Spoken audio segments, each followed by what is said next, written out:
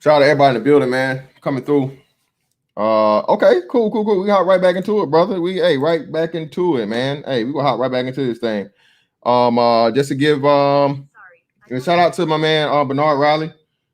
Just to give a little context, pretty much we had a one-on-one today concerning the George Floyd situation. Everybody knows the new updated video footage has been released. And pretty much the game went through and did a play-by-play or whatnot, I guess, of the whole situation. Ultimately, again, now I have to start this out by fucking saying I am not saying that George Floyd should have lost his life, okay, for whatever he did that may have been criminal. Again, I am not saying that George Floyd should have lost his life, okay? That's not what I'm fucking saying. But what I'm saying is this, that he did contribute to his own demise by a series of very, very bad decisions he made. Everything from partaking in illegal substances and drugs to using counterfeit bills to using the counterfeit bills and not shaking the spot and getting found out by the police, resisting arrest, and refusing to get into the car and requesting to be put down on the ground versus just getting in the car and going to the precinct. So again, did the brother? Yes, I am. Let me go ahead and get this to y'all. And I need all of that smoke, man. Shout out to man Bernard Riley for the super chat. Thank you, brother. Appreciate you, man, for the 50 ball to start this thing off right. Appreciate you, bro. All the smoke, man. Y'all know how I get down with it. Shout out to BGS. He claimed retirement, but I you know what I'm saying, I'm pretty sure he's not done. I refuse to believe that BGS is officially retired. But if he want to go and give me the retirement, go ahead and send him off to the fucking retirement home. I'll take it. Y'all know me, man. I'm here for all the motherfucking smoke, bro. I'm here for all the shit. So, but all in all, ultimately, man, the thing is, here is the conversation that happened, man. So, all in all, bro, what's up with it? Can you hear me?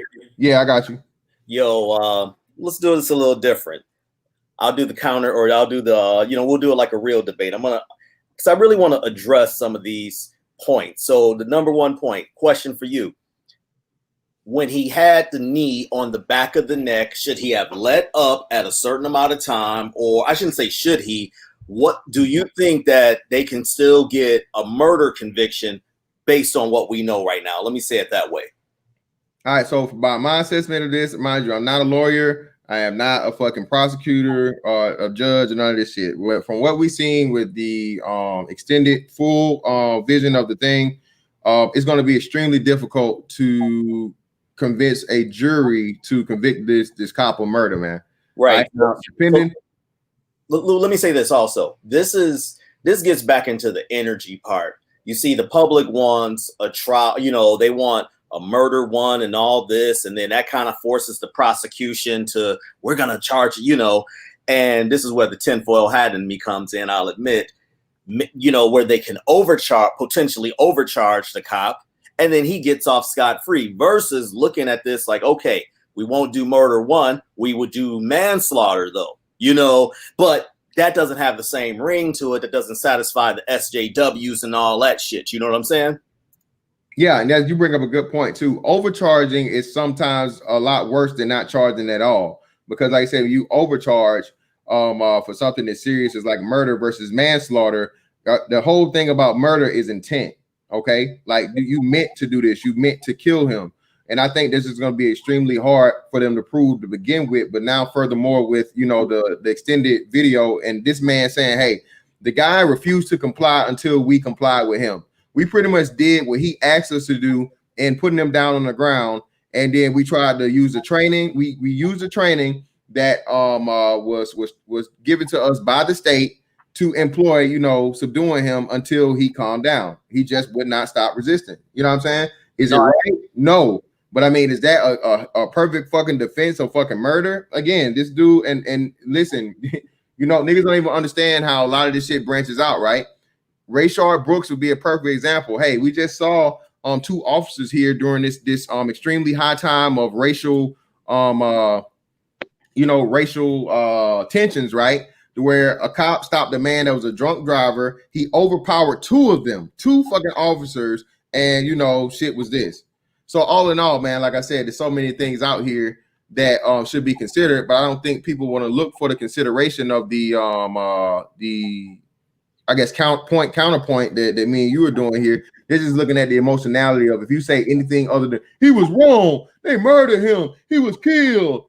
Yeah, but that forces you to, and I'm not being, I got pardon my tone, man. That I don't want to come off sarcastic, but that forces people to have to read past the headlines, to actually read certain things. I saw a comment, y'all believe in police reports now. No, it's not about believing this. It's about looking at every piece of the evidence, because if you genuinely, truly want a conviction, you're going to consider all the aspects of how the defense is going to play, okay? You know, you're going to look at this in the public sphere. But what I just see is constantly a bunch of emotional points. And then because we're looking at this logically, we're trying to play the same chess pieces as they're playing. It's the whole, you a coon and all this. I mean, I'm immune to all that bullshit anyway. I'm just simply saying, it's like, damn, how can we grow and shit? You know, I'll pass it off to Cyberline, BMT, and Sean. Let me just fill up my water real quick. I bet. Shout out to my man Cyberline. Let me get to these super chats real quick first. My man Blitz 7094 for the 5. Thank you, brother. Listen for this. Did you see Sister George say black men should have yelled at the white boy on Game Changers panel when the way they handled it was civil? Yeah, man. Sister George told me that herself. So I mean, it's nothing new to me, but appreciate you for the $5, man. Shout out to Sister George and the black woman's perspective.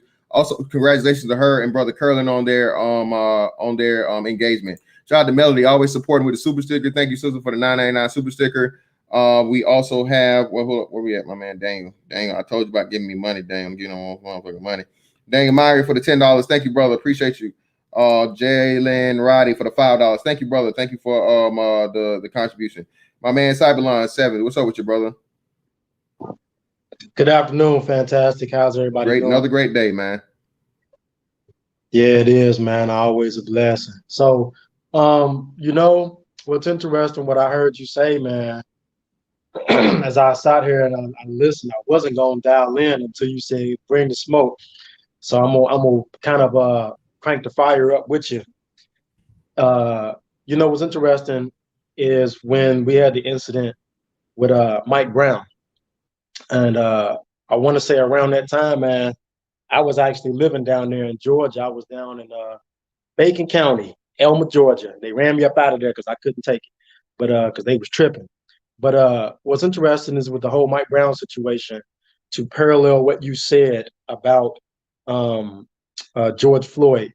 You know, when I looked at that objectively, and I said, you know, would Mike Brown still be here today if he wouldn't have stole cigarettes from out of the store?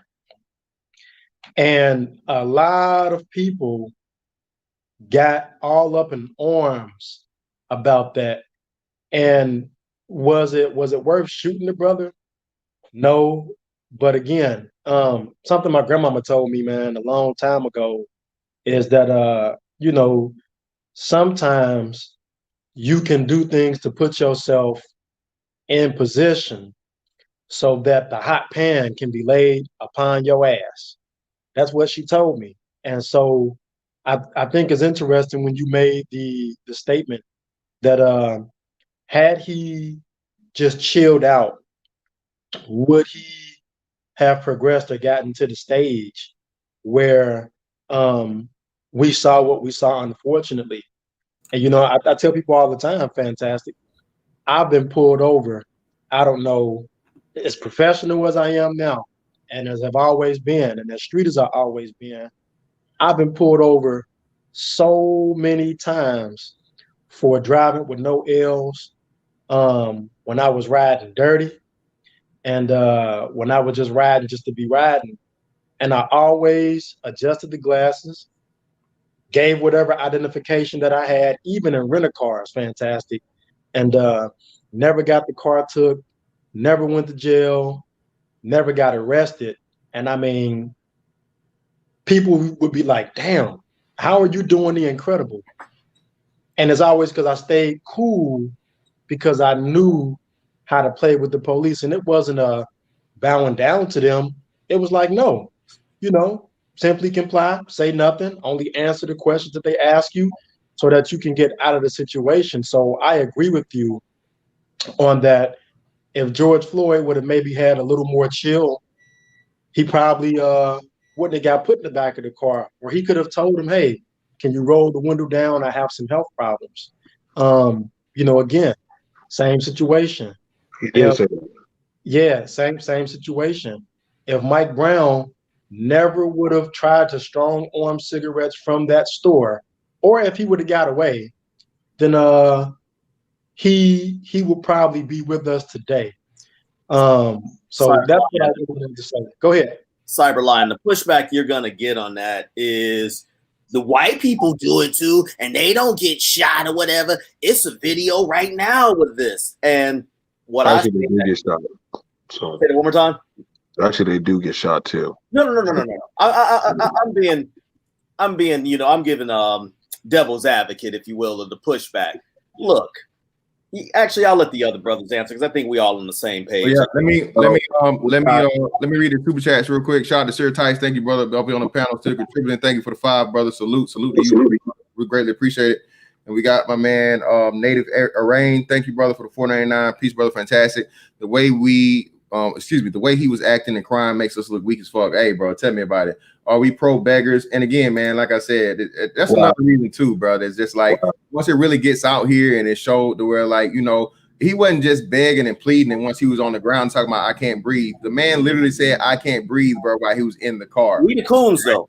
Yeah, again, man, I understand that it's a lot of emotional things tied to and triggering history tied to Black people and police officers and all those things, man. But again, brother, are you gonna go through your whole life being mad about some shit or are you gonna adjust your life, you know what I'm saying, to something to make your life easier and prevent you from being a victim? Again, man, insanity is what? Doing the same thing over and over again and expecting a different outcome. Shout out to brother Cyberlon who said this, bro. I've been pulled over, bro, more than once. Like I said, I've actually been taken into custody, sat in a fucking police car. One time, bro. Okay, 6'5", motherfucking big ass fucking black dude. I fit all these descriptions, nigga. Okay, and you know what I did not do? I did not wrestle. I did not fucking argue. I did not do could have been something extremely serious, shit, bro. Felony fucking charge for a warrant I had no idea that I had. Misunderstanding, got the shit cleared up, throw it out, never happened. That's you. You know what I'm saying? But you know what I'm saying? This is what I'm saying. So again, even though George Floyd, it was a previous thing and so on and so forth, had he not been on, it's so many, extenuating circumstances, man, and compounding things that just makes it worse and worse and worse and worse and worse. Again, the cheese holes lining up. He started out the process on being inebriated or intoxicated with fentanyl and methamphetamines. Okay, two counteractive drugs. Okay. But that are going to have effects on your respiratory system, cardiovascular system, and your nervous system. See how I use them words and shit, nigga? I ain't no doctor, but I know the terminology, all right? You know what I'm saying? But no, seriously, all the things that are the systems of your body that regulate you living, nigga, all right? Oxygen, blood, and your brain is like, what the fuck? Without I have a brief question before the other panelists say something. Go ahead. Okay. Was he thinking of his mother when he took the fentanyl and used the counterfeit bills prior? No, of course not. I'm just saying, his mother, not what happened. Okay, here's what it has to do with what happened. He's using his mother while he's arrested, BMT. He's using that his mother had died and all that or what have you, as an excuse. What have you, but he didn't consider that his mother's passing when he decided to go and pass those fake bills and then create what happened. Now, again, just maybe you didn't hear it at the very beginning. No one is saying he deserved to die, okay? No one is saying, but what we're trying to say is that the circumstances and the choices that you make, that you put yourself in these situations, escalating things or what have you, this is what potentially can happen, but feel free. Okay, so did you first of all, did you see the video? The actual leak video? Yes, bro. Okay, so we just went over it. Let's go from there. So what was the citation that was read to him? Nothing. That's what I made that point. BMT Okay, so already. okay, let's start off with there. Also, let's also Well, hold on, BMT. Wait, BMT. Wait. I gotta know do about something the for you. search or the Well, hold on. Let me have it. BMT, I gotta do something for you, brother. So I'm not sure if you watched Bernard Riley or not. This is a continuation from Bernard Riley. I already used all of that in his advantage is something that as to why he shouldn't have been freaking the fuck out. Everything from they never read him his Miranda rights, they never charged him what he's really charged with, or told him he was being detained or he was under arrest or any of those things. And they did you could argue an illegal search by reaching into his pockets and things, you know what I'm saying, during while he was in the handcuffs. Okay. So again, I covered a lot of these things. Oh, I don't watch Bernard Riley. I probably go over and check that out. All right, cool. So like I said, everything you're saying, okay. I've already literally already. So the next thing was the pointing the gun in the man's face. When after he just told you that literally I just got shot like that, could you please stop? Now he asked about it. Now the gun. Hold on, BMT. Again, I gotta counter you, brother. Again, what are you going to counter about that? Hold on, everything. I don't. How many people are 100% honest and truthful with the police? Well, they gotta do, wait. Everything. Stop. Everything. No. Okay, wait. You said 100 people. Then okay. So you're gonna say that. Then why is it that his ex, who was right there, said literally he's been messed up mentally ever since he's been shot? Okay, cool. Okay, cool. Again, that's still for one, BMT. That's still after the fact. And then two, why did the police officer pull the gun and put it in his face? There was no reason. There was no reason. BMT. No, BMT. You're wrong. You're wrong. Stop. No, BMT. You're wrong, brother. See, you're wrong. You're wrong. See, you coming up here being emotional, brother. Let me. No, that's not emotional. I'm actually. Well, my bad. I take that back, BMT. You coming up here uninformed. Okay, BMT. Okay. The police officer pulled, and let me grab this so I can put the link in the chat. Okay, so you guys can see it again. Okay. The police officer pulled the gun on brother George Floyd because he was failing to comply with his commands to let me see your hands. Okay, if you click on this link right here, it's fully explained. You know why brother George Floyd would not allow his hands to be seen? Because he's trying to purposely hide the counterfeit bills he knew he had under the seat. He was trying to stuff them under the seat. Okay. And when and as a police officer, brother BMT, if you see somebody reach under the seat, what could that possibly mean, brother BMT? First of all, that doesn't mean anything just yet. Whoa, brother, that doesn't mean anything just yet. I said, what could that possibly as a police officer? Come on, sir. You're talking brother BMT. If you are a police officer and I'm approaching your vehicle, okay, and you are constantly reaching under the seat, what is going through your mind, brother BMT? Case by case. Let me see your hands. Okay, and you don't. And again, Zach, you said, "Let me see your hands," and you fail to comply, and you continue to reach under the seat. What is going through your mind, brother BMT? Let me see your hands. How many times? When you're starting to scream, let's not do the screaming. Stop, bro. Stop. So why would you repeat yourself? If that's the case, okay. So you want me to go ahead and talk? Because we're not going to do the scream. We don't have to do the screaming. You might have a gun, bro. It's like you 27 you're repeating yourself, but you're not saying the point. 27 seconds in, he knocked. First off, what he did, he tapped on the glass with a doggone stick. Second time, he said, "Hey," he pulled out a gun and pointed at George Floyd's head and said, "Hey, put your hand on the steering wheel." That literally. There was no reason for you to pull out a gun in 27 seconds and aim it at somebody's face and said, "Yo, let me see your hands." Wait, how did you jump to pulling out a gun in 27 seconds in a video? So again, hold on. Can I ask a question right now? What did he do in 27 seconds to literally get pull out a gun? He did not comply with the commands. He told you, "Let me see your hands," and you didn't comply. Can I ask a question of BMT from his perspective of an Army veteran? Is that okay, brother B? Go ahead. So I know that you are an Army veteran, as many gentlemen are, who may have actually seen actual wartime battle, being under fire or engaged with the enemy. And so the question I want to ask for you and those brothers that are, in the chat watching, is from the perspective of having wartime experience, being under fire with the enemy.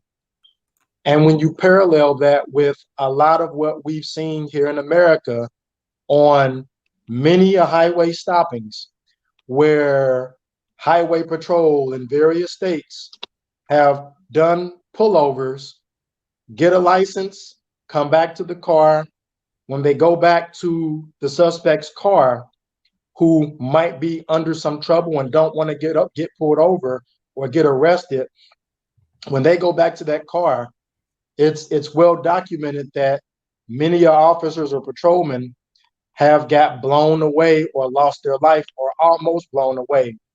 And so from that perspective, having that experience again with wartime, and for the police officers or patrol people who or troopers who know there have been literal instances on tape of troopers getting blown away at car stops where they can't see an individual's hand, or the individual hesitates when being asked to see their hands, and you have that split second. From that perspective, do you think that if any one of us were that officer, would we be justified after giving the command, even twice, would we be justified in pulling the arm to then force the command from that perspective? No, you would not. You would not be justified. You would not, because literally, you know the job. You already know what you signed up for. Literally, you know the rules. You know the ROEs. Literally, Yeah, I was gonna say. You can actually go check up in 490 US 386 1989 Graham versus Carnell at Alabama Supreme Court of the United States. If you don't understand the laws, please go look up these kind of things before we talk about the fourth court of appeals escalation. Like I said, this is why I had a lawyer come on for this yesterday, because literally you got to actually start doing the research. Don't go. I'm not doing the emotional pony dance thing. Like I've done did this thing. I done pulled the trigger plenty of times. But if I just walk into a car and aiming my gun into their window, guess what? I better be able to answer to that brass. Again, why bro, did I aim my gun at that person's face? BMT, you're not being honest. That's not what happened. Again, And I'm the guy that literally been shot before. Wait, okay, I don't care. I mean, like, and I'm not saying I don't care about you being shot. But, okay, and again, I understand, bro. I understand the rules of engagement too, bro. So again, you just because you've been shot don't mean you supersede my knowledge, and you're being dishonest. You're being dishonest, and I'm going to point you where you're being dishonest. You're being dishonest. I'm going to point you where you're being dishonest. First off, the fucking whole setup of the scenario is false. He didn't just walk up to the fucking the car and stick a gun in the window. No, he told them to fucking comply. He gave him a direct command that you in the military and I in the military will understand it as a command. Okay, if you were on an outpost or something sitting outside of a outpost or embassy or whatever in the hell, and somebody start walking up to the fucking to your post, and you told them, hey, stop right there. There's signs in their language. There's signs in English. There's signs in their language. There's signs in English. There's you giving them a verbal command, either in English or a combination of their language. Tell them, hey, stop. If they continue to fucking come towards you, you're going to give them what? You may give them a second fucking warning of stop. They continue to join. Then you're going to up your fucking firearm. Are you not? Yes, that is right there with the ROE. That's what we're talking about here. So hold on, wait. I got a question. So if you're going to say that, all right, hold there. On, just for the record, BMT. Hold on, BMT,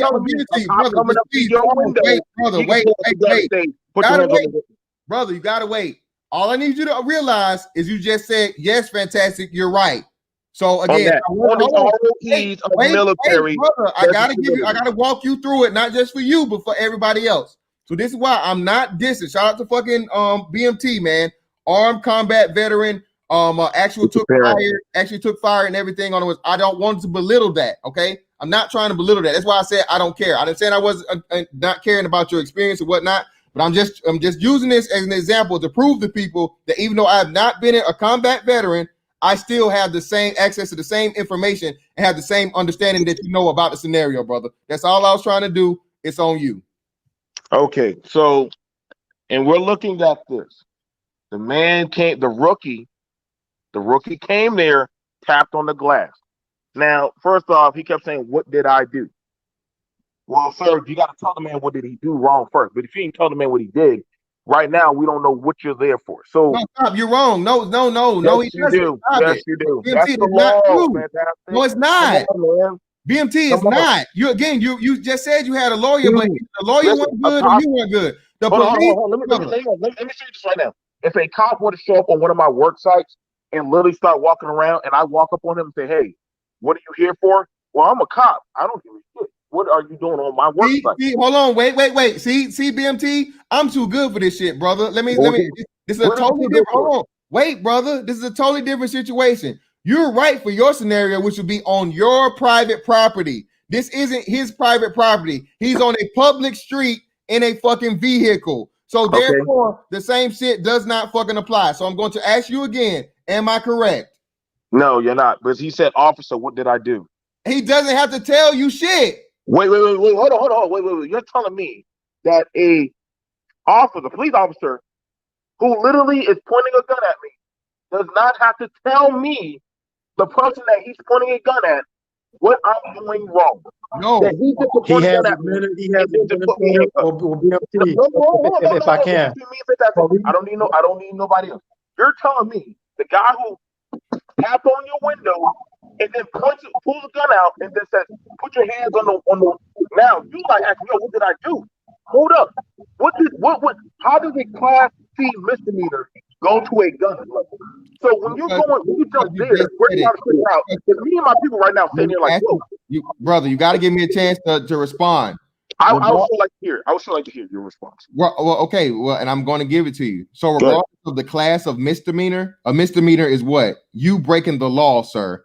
You broke the law. And hold on. You're also under his jurisdictional authority because you're on a public street in a vehicle, and you've been identified by the person that accused you of the crime as, "Hey, there he goes." Okay, so that's what gives him to authority to come up to you. And you're totally leaving out the fact of the matter that there's already an investigation going on with the vehicle with the other two passengers who are complying, sir. So again, hold on, who are complying. Okay, the police came up to the door. You already know there's an investigation underway. You are told, you are given a command. "Hey, let me see your hands." Okay. You refuse to fucking follow the command and you continue to reach under the fucking seat. Okay? As a police officer, my life is always at risk and at danger. This is why I have a gun on my hip, a service weapon. If you fail to fucking listen to my commands, I don't give a fuck if you agree with them or whatever or any of this bullshit. I have the right to motherfucking pull my firearm to make you fucking comply. No, you do not. Yes, I do. Who told you that? Who told you that? Show me. No. Fantastic.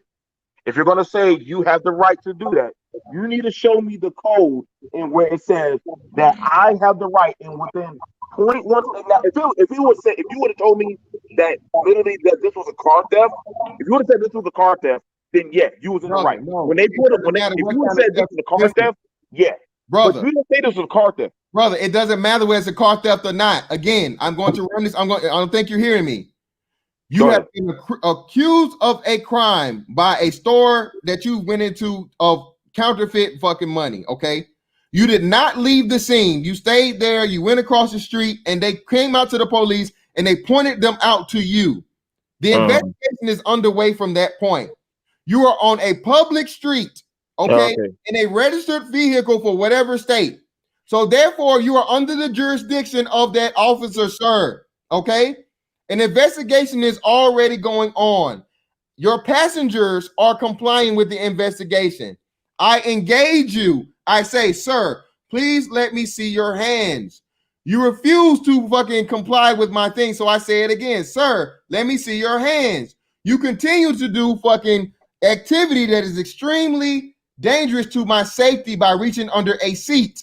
I have no idea what you are reaching for or what you are doing. I just know that you are doing something that is hazardous, possibly hazardous to my life. Okay?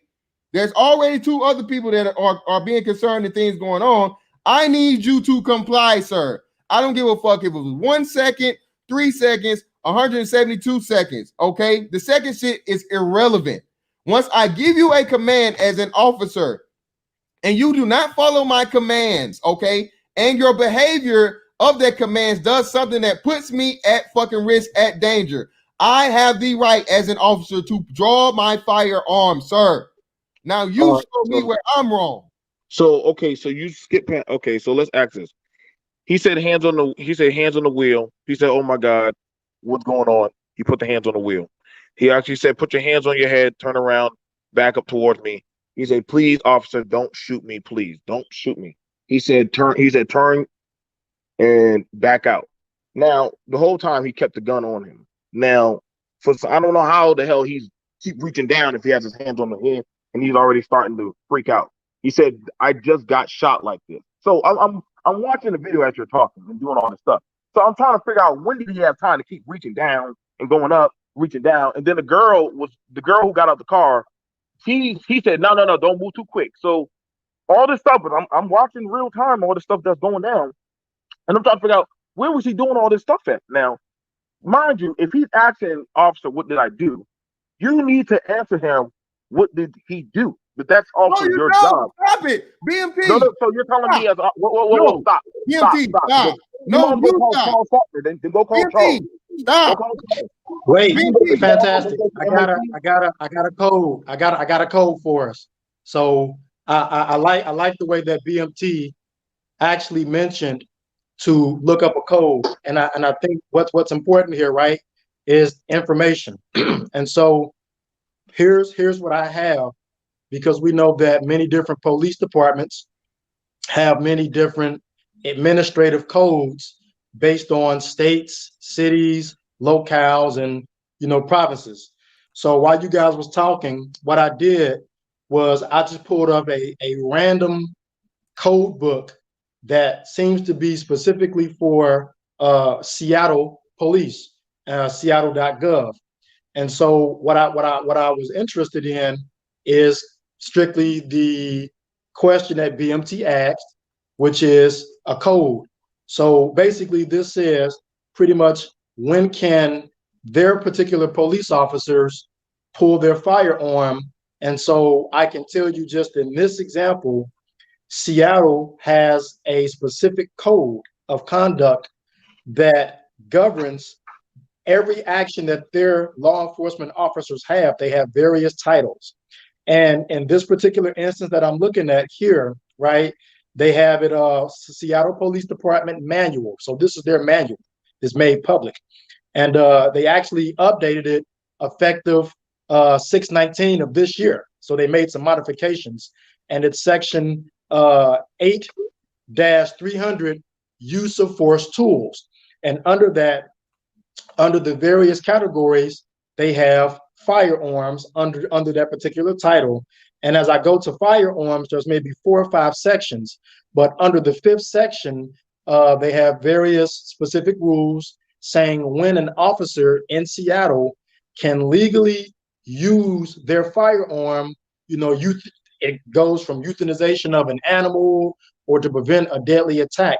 But what's critical here in this example is that section 5 says this: an officer may draw their firearm in the line of duty when the officer reasonably believes it may be necessary for his or her own safety or for the safety of others. And then it goes on and it says, when an officer determines that a threat is over, the officer shall holster his or her firearm when feasible. Unnecessarily or prematurely drawing their firearm may limit an officer's alternatives in controlling a situation, may create unnecessary anxiety on the part of the public, and may result in unwarranted or unintentional discharge of the firearms.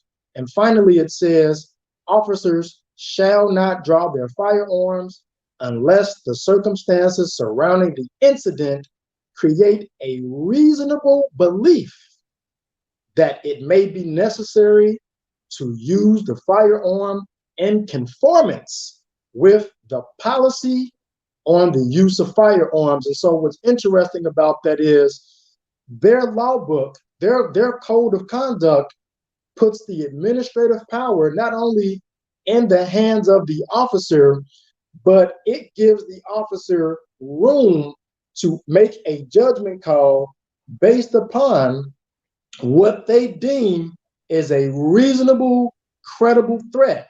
So I think it's only fair to go here and say that if I approach your car, or if you approach my car, even though you may be a war vet who's seen combat and you may have a little bit more discipline than the next officer, if you give me an order to comply and I don't comply with that order, additionally, if in the non-compliance of that order, I'm doing something or a suspect is doing something where it can be reasonably questionable in terms of the outcome, according to the Seattle police, their manual, their rule book, you can draw your firearm out of necessity to back up your command.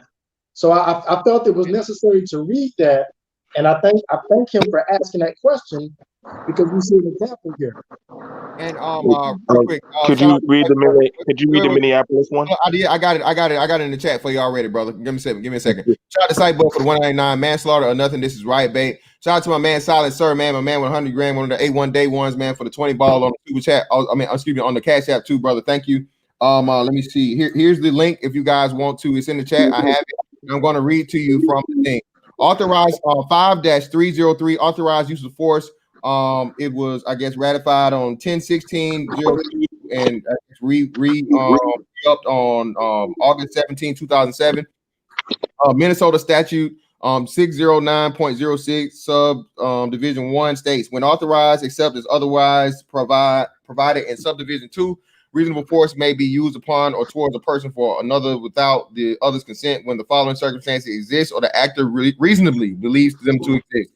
When used by a public officer or one assisting the public officer under the public officer's direction, in effecting a lawful arrest, in executing a legal process, in enforcing in court or an order of the court, in executing any other duty imposed upon the public officer by law. So again, he was clearly in the fucking process of a fucking lawful arrest or executing any other duty imposed upon the public officer by law, sir. So again, okay, so covered. It is covered in the fucking Minneapolis fucking statutes right there, clear as day, plain as day. I can't believe we're having this argument. No. I'm glad you said that. So if that was the case, because usually when they tell you you're under arrest, which he would have said you're under arrest, which that clearly we never heard him say you're under arrest. Because usually if you tell somebody you're under arrest, you would say why you're under arrest. You never told him that. There you go. Thank you for proving me. No, right? no, again, yes, no. Listen, yes, again, no, brother. Again, now you're trying to take. Wait, that's not what you said. Hold on, BMT. I don't want to mute you, bro. I don't want to mute you. Listen, no, it's fine. You're changing what you're saying. You're not saying that he was arrested and you told him what you had to say. Your initial statement was they have to tell you what they're stopping you for or what they're talking to you for. No, they do not. Okay, there are white people and black people that purposely go through and tell you what to do to where you don't have to say shit. They come up to you, ask you for your license and registration. Hey, they ask you, do you know why I pulled you over? People sit there silent purposely. Can you roll the window down a little bit? Nope, it's right where it's at. Nothing. Give the license and registration. They run their shit, do whatever they need to do necessarily. Come back. They going about their way, brother. So again, What are you talking about? So had he had done that, which amazes me how the cop never did any of that, then literally, because I'm listening to what y'all saying, and literally I'm trying to figure out, because if I'm asking somebody, hey, who are you? First of all, you got to identify who the person is, and then after that, you're gonna have to actually take down a statement, and then you can go from there. Now, until they have done that, literally, it should have been, okay, I got one officer here, which you have the rookie cop, and you got the sergeant. It would have been nothing to literally say, take your keys out. Literally, I need to go run your stuff. And after that, I need to go tell you why you're being arrested. that literally, and I've done ride along. I'm not sure if anybody ever done ride along, but they'll literally show you how the process works. Like, this is brother. why you got to know the process as a people. Do y'all have y'all ever done a ride along before? Brother, listen to what I'm telling you. All of that is, brother. You're talking about something that is like it's a given or it's guaranteed. That is Okay. that is, listen. Hear me out. Okay, That go is, ahead. listen. That's a discretionary courtesy. That is a discretionary courtesy. Okay. Me personally, I've been fucking pulled over. I don't know if you have, but me, where I was actually speeding. Okay, I was actually speeding. And because fucking I talked to the officer, explaining the situation, you know what he said? He let me go with a warning. Again, discretionary courtesies. He is still within the scope of the law to give you whatever ticket, charge you with whatever, take you to the custody and detain you or whatever it may be. Again, the biggest thing here is discretionary courtesy. Don't turn discretionary courtesy into a right or something that has to be followed. That's what you're trying to do here, brother. Okay, so I got to ask you. So let me ask you a question. Fantastic. Would you have been the same way if that officer had tapped on your glass and pointed a gun in your face? Honestly. Again, wait. He never would have pointed the gun in my face because as soon as he would have said, "Let me see your hands," my hands would have been up. But hold on now. But nevertheless, he saw your hands, but he still got a gun on your face. Would you still say, you know what? Again, Would stop. you, hey, you know what? BMT, you're lying. This BMT, is a pretty again. good- this is a pretty good job. BMT. That's exactly what happened. As soon as the brother put his hands up the way he could, the officer put away his weapon. Okay, the same officer. It wasn't like, hey, I'm gonna draw down on this dude and I'm gonna hold him down. You come from over here with the other two motherfuckers and you handcuff him. No, he put his service weapon away and then he put the man in cuffs. So again, you proving my point, brother. What are you talking about? So okay, so you're saying the best way I can get people to do what I say is by pointing the gun in their face, not talking to them, pointing the gun in their face. Look, and then bro, you know what I think? You know what I think? This is, you know what I think? This is what I said earlier. I think that I think from BMT's perspective, this is what would make BMT a much better, much more polished, and much more BMT would be the type of guys that we want in those situations, and God bless them that nothing happens to BMT or those type of officers in the line of duty in those particular situations. I think, and I got to give BMT credit. I understand what he's saying. We don't have too many officers like that who just have that edge being battle tested. But I can tell you, when I was riding through Georgia, specifically through Waycross, going back to Elma, when I moved from Dallas, when we got pulled over by Georgia Highway Patrol in that little middle section of Waycross and Norfolk, Georgia, when they asked for my identification from Ohio, and it came back that I was a previously convicted felon years ago, I can honestly tell you, they made me get out of the car. They left the family in the car. And because of me, simply because they ran my ID, they pulled weapons on me, and they made me stand out in the hot heat on the side of the road until they went to call the dogs. So we waited for 20 or 30 minutes for two other big trucks to come up with the K9 in it, simply because I was riding with my ex at the time, who they were native Georgia people, but because I had a felony in Ohio and I had a pass of whatever, they had me at gunpoint on the side of the road, and the dogs came, and I had to wait. And so I was like, okay, it's fine. They was like, you're not gonna try to run or do anything funny. I said, sir, you got, a shotgun pointed at me. I'm in the middle of Georgia on a road with nowhere to go. Hey, I have nothing to worry about. Call the dogs. Okay, we'll see how it works out. They called the dogs. They went through everything. They put their guns up. We got back in the car. We drove off. I didn't trip. So I'm just saying, everybody's different. You would have been an exemplary officer in that situation, but I think the bottom line that we have to understand If I was in a situation where if it's fantastic, I'll be honest. If I asked you to stop reaching, I'm not going to give you too many chances simply because I've seen what has happened to other troopers or officers get blown away in the line of duty. I want to make it home tonight. So if you don't stop reaching, or if you don't comply, you give me no other choice but to force you to comply. And I hope that I don't have to pull the trigger. I hope I don't. That's fair, Cyberline. No, what you're saying is fair. You understand me? But understand, again, and like I said, I'm looking at it from a guy who's worked plenty of ECP checkpoints, as well as working the front yard, as well as doing a lot of different checks and stuff. I'm telling you right now. Now, when we're talking about military and civilian police officers, yes, I've seen the videos, man. I got plenty of friends who are state troopers and cops and all. I've seen plenty of those videos. And they all say they know the risk of the job. They all know the risk. That's why they wear vests. And also, they also understand, first off, majority of cops, whenever they're doing these checks, Cyberline, they don't come on to your driver's side anymore. They actually touch the back of your car, if you notice that. They put their fingerprints on, and also they go to the passenger driver's side, and they literally tell you to roll out the window. Now, they have their hand already on the ready, but also they are also saying, hey, that's why they lean down like the way they do, so that way they can do a 2-point setup. So if they start shooting, they already got cover, and they're already saying, hey, sir, could you cut off your car? And literally, you already know to get your shit ready. I mean, you're an adult. We're all adults here.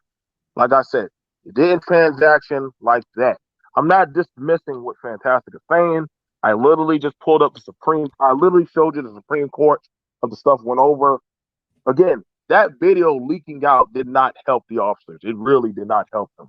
Because literally, once the man started telling you stuff, they kind of literally dropped the ball on a lot of things. Now, I'm not even attacking them for anything. I mean, I guess if we want to look at everything else about the drugs and all that shit, I don't give a shit about that. I'm looking at what's there now. That's what we need to do as men. Stop bringing up all the other shit. No. The reason we have to bring that up, BMT. No, you don't. No. The reason why, that's what the defense is going to bring up to try to exonerate these officers. Thank you. Okay. So if you want to do that, if you're going to do that, then literally, then they're going to bring up his mental health. They're going to bring up his mental health issues, and when they bring that up, he literally named off claustrophobia, as well as he already named off his PTSD of being shot. Literally, then what are you going to say, sir? What are you going to say about his mental health? Hold on. Let me answer the question for you real quick. And Psycho, if you want to hop up here, Psycho, by all means, man. I saw you know what I'm saying, going to war in the chat, man. Y'all niggas had a whole lot of pressure in that chat, but ain't none of y'all hopping up on this panel. I'm just saying. Psycho, Panther God. Hey, I'm just saying. But shout out to BMT for actually stepping up to the plate. But anyway, listen, bro, BMT. Listen, man. You know what's that gonna matter at all to me? None whatsoever. I don't know this nigga. I don't know him. Again, how many people lie to the police officers? How many women tell I'm pregnant, but the bitch ain't pregnant? Again, police officer is not a police officer's job to believe a possible suspect, bro. It's not my job to fucking know your entire fucking medical and mental history. Okay, no, it's not my job. Okay, and they literally had a point to when they said, like, hey man, we understand that. I'll let the window down. I'll do this. I'll do that. I'll do this. Just get in the fucking car. Okay, even if you're not working with us, why are we gonna work with you? We tired of wrestling your big ass. Like shit, nigga. You know what I'm saying? So by all in all, it's just like, bro, who gives a fuck? Like and again, this is another thing too. So you talk about ride-alongs. Some of you niggas need to be dropped in the fucking middle of fucking Chicago, in the middle of motherfucking Atlanta, in the middle of fucking DC, in the middle of Baltimore, and y'all are fucking police for a week. I promise you, you will hate niggas in 7 days time. You will hate it. Can I pose one question to you, BMT? Hey, we done bullied the whole shit, man. We got my man Sean Styles trying to get in here. Go ahead and let him get in here and get his speech. Brother, whatever you got. Go ahead. Well, yeah, I was gonna say, even in the video, you hear the people who are in the car with them, they even told him to give it up. She said, just comply. You can't win. You hear this in the video. So if they could do it, why couldn't he do it? You got to stop making excuses, people. Look, when I got okay, everybody had their story. I've had my own story. So a couple of years ago, about 10 plus years ago, I got caught. I had weed on me. I was doing a little something. They caught me, and I didn't know my rights at the time. They asked me could they search me. I said yes, because strangely enough, it was me and just them, and nobody was outside at the time. It was really cold that day, and I'm just like, oh, here we go. But I wasn't gonna play any games. I wasn't gonna run. I was gonna do any shifty movements. And look, you got me. Whatever. I got weed on me. They said fine. The dude was pretty good. Put me in the car. I had a black guy and a white guy. The white guy was actually more respectful to me. So they put me in the car. It was on Christmas Eve. They processed me. Whatever. I got my bail cut in half just because I was just like, look, I don't want no problems. You got me. I'll deal with this on the other side. And I was out within the weekend. So I'm just like, it's not hard. Just comply. Sometimes things can go left. We understand that. There's a possibility that anything can go left. But if you look at stats, if you just comply, your life will not end in most cases. So I don't know what we're just doing these circular conversations and arguments when we know it works. Black people just don't want to do it. They don't want to take responsibility for their actions. They don't want to do the right thing. Black folks don't want to do the right thing. They want to do the wrong thing, and then when they get caught, they don't want to be held accountable for it. I'm sick of it. You mind if I pose a question to you, BMT? Just you know we're good, man. But I just have a question, man. Go ahead, SKP. Go ahead. Why do police officers have the authority to use lethal force? Why do they have the authority to use lethal force? Uh-huh. Yeah, well, I mean, to protect their lives and to protect those around them. Okay, so if a person has the authority to use lethal force, why are you going to argue with them over non-lethal issues? If the person has the right to use lethal force, why would are you going to argue with them over non-lethal issues, such as show me your hands? He did. Okay. Just do it. Get out the car. Get in the car. Why are you going to argue with a person who has the authority to put you down? Okay. So you're saying if somebody has the right to take your life, you should just do it. Hell yeah. Shit. Is that a joke? Here we go again with this. If y'all are going with if somebody literally just points a gun at you or literally has a gun on them and literally they're automatically the end all be all of they are licensed by the state to have that authority through law. Okay, then I mean, hey, talking about just a random person that has a gun at you. We're talking about sanctioned by the law of the land in which you live in. Why are you going to fight with them over non-lethal compliance? And further, and listen, how is it going to kill you to show them your hands? Wait. I gotta make this point. I gotta make this point, y'all. You know, it's interesting that black people always argue about complying with the police. When the stick up kids in the hood, when they stick you up, do they have an issue with compliance? Exactly. Exactly. You beat me to it. Bro, a nigga off the pistol on you, bro. You gonna sit there and argue with the nigga and this and the other nigga, you not do this or that and tell me this and tell me what you want. No, nigga, you gonna give it up, whatever it is. You giving it up. Well, so hold on real quick. Shout out to Jessica X, man. Shout out to Jessica X with them pounds, hit with the 499 pounds, man. Great stream, fantastic. I tried, Jessica X. Appreciate you. Listen, man, thank you. It's funny how niggas can always understand the street side of the shit, right? Lil John and them or whoever, get played out here in the street and they get into some nigga shit, right? And they get killed by each other because they're in the street. It's okay. It's all right. That's all right. But Lil John have a run in the fucking with the cops now, and the cops kill him. No, man, that's fucked up. They ain't have to kill him. They ain't have to do this. They ain't have to do that. Well, hold on, wait. Just last week, Tyrone and Rashid, them niggas had a shootout and killed each other. And y'all, it's all in the game, man. It's all in the game, fam. So if I would have read about this about escalation force, would that matter at all? Or no? Again, wait. BMT, hold on, BMT. Again, BMT, just real escalation of force in the military or escalation in force? No, Supreme Court. We're talking about the U.S. We're talking about the United States. No. Again, no, BMT. It's not just that. Because if it's in the Supreme Court, it's not the military. The military goes through the Uniform Code of Military Justice. Right. And I'm not using military. Acrobatic. I'm using the Supreme Court. Okay, but still, wait. You guys acting like the Supreme Court still wouldn't have something to do with the Uniform Code of Military Justice. They still fall up under that too, bro. They still have input on that. So let's get that out there first and foremost. All right. Now, as far as the escalation of force thing goes, still, like I said, there is no set standard. There's someone challenging the fucking challenging the notion of the rights or the reaches of escalation of force. That's pretty much trying to establish it because there is no set standard. And this is something I do agree with you with, BMT, and plenty of other people have said this. If you had a national mandate along the lines, something similar to military standards for escalation of force, things would go a whole lot, I guess, smoother or not, until it proved to be the other way around. Until niggas was just upping on the police and shooting at the police, or police start dying in exponential numbers, it would have to stand pat and they would have to go by that. Hey, you tell the nigga to do something, he don't do that. All right, you fucking grab your fucking billy club or your extendable fucking asp or whatever, right? He don't do that, you got the mace, all right? He pull a gun or a knife, he got anything off that, then he's immediately authorized to pull his fucking firearm. But until it gets to the point of where, hey, we tired of fucking wrestling with this nigga, but we've already seen that in the Rashard Brooks case, bro. That's why they have non-lethals like the tasers. That's why tasers have been implemented over the last 10 to 15 years. All right, it didn't used to be no tasers, motherfucker. It used to be, hey, you get this motherfucking club, this billy club.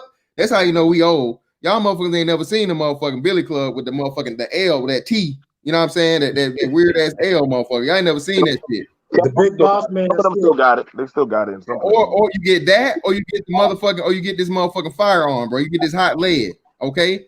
Over time, they've seen the fucking thing of pretty much cops not having enough options, so they introduced non-lethal options like tasers and things like that. But we got my man Trader MBD in the building, man. What's up with you, brother? Man, I'm just chilling, man. Just listening, to the whole thing. I say, man, brothers, we gotta stop putting Pookie on a pedestal.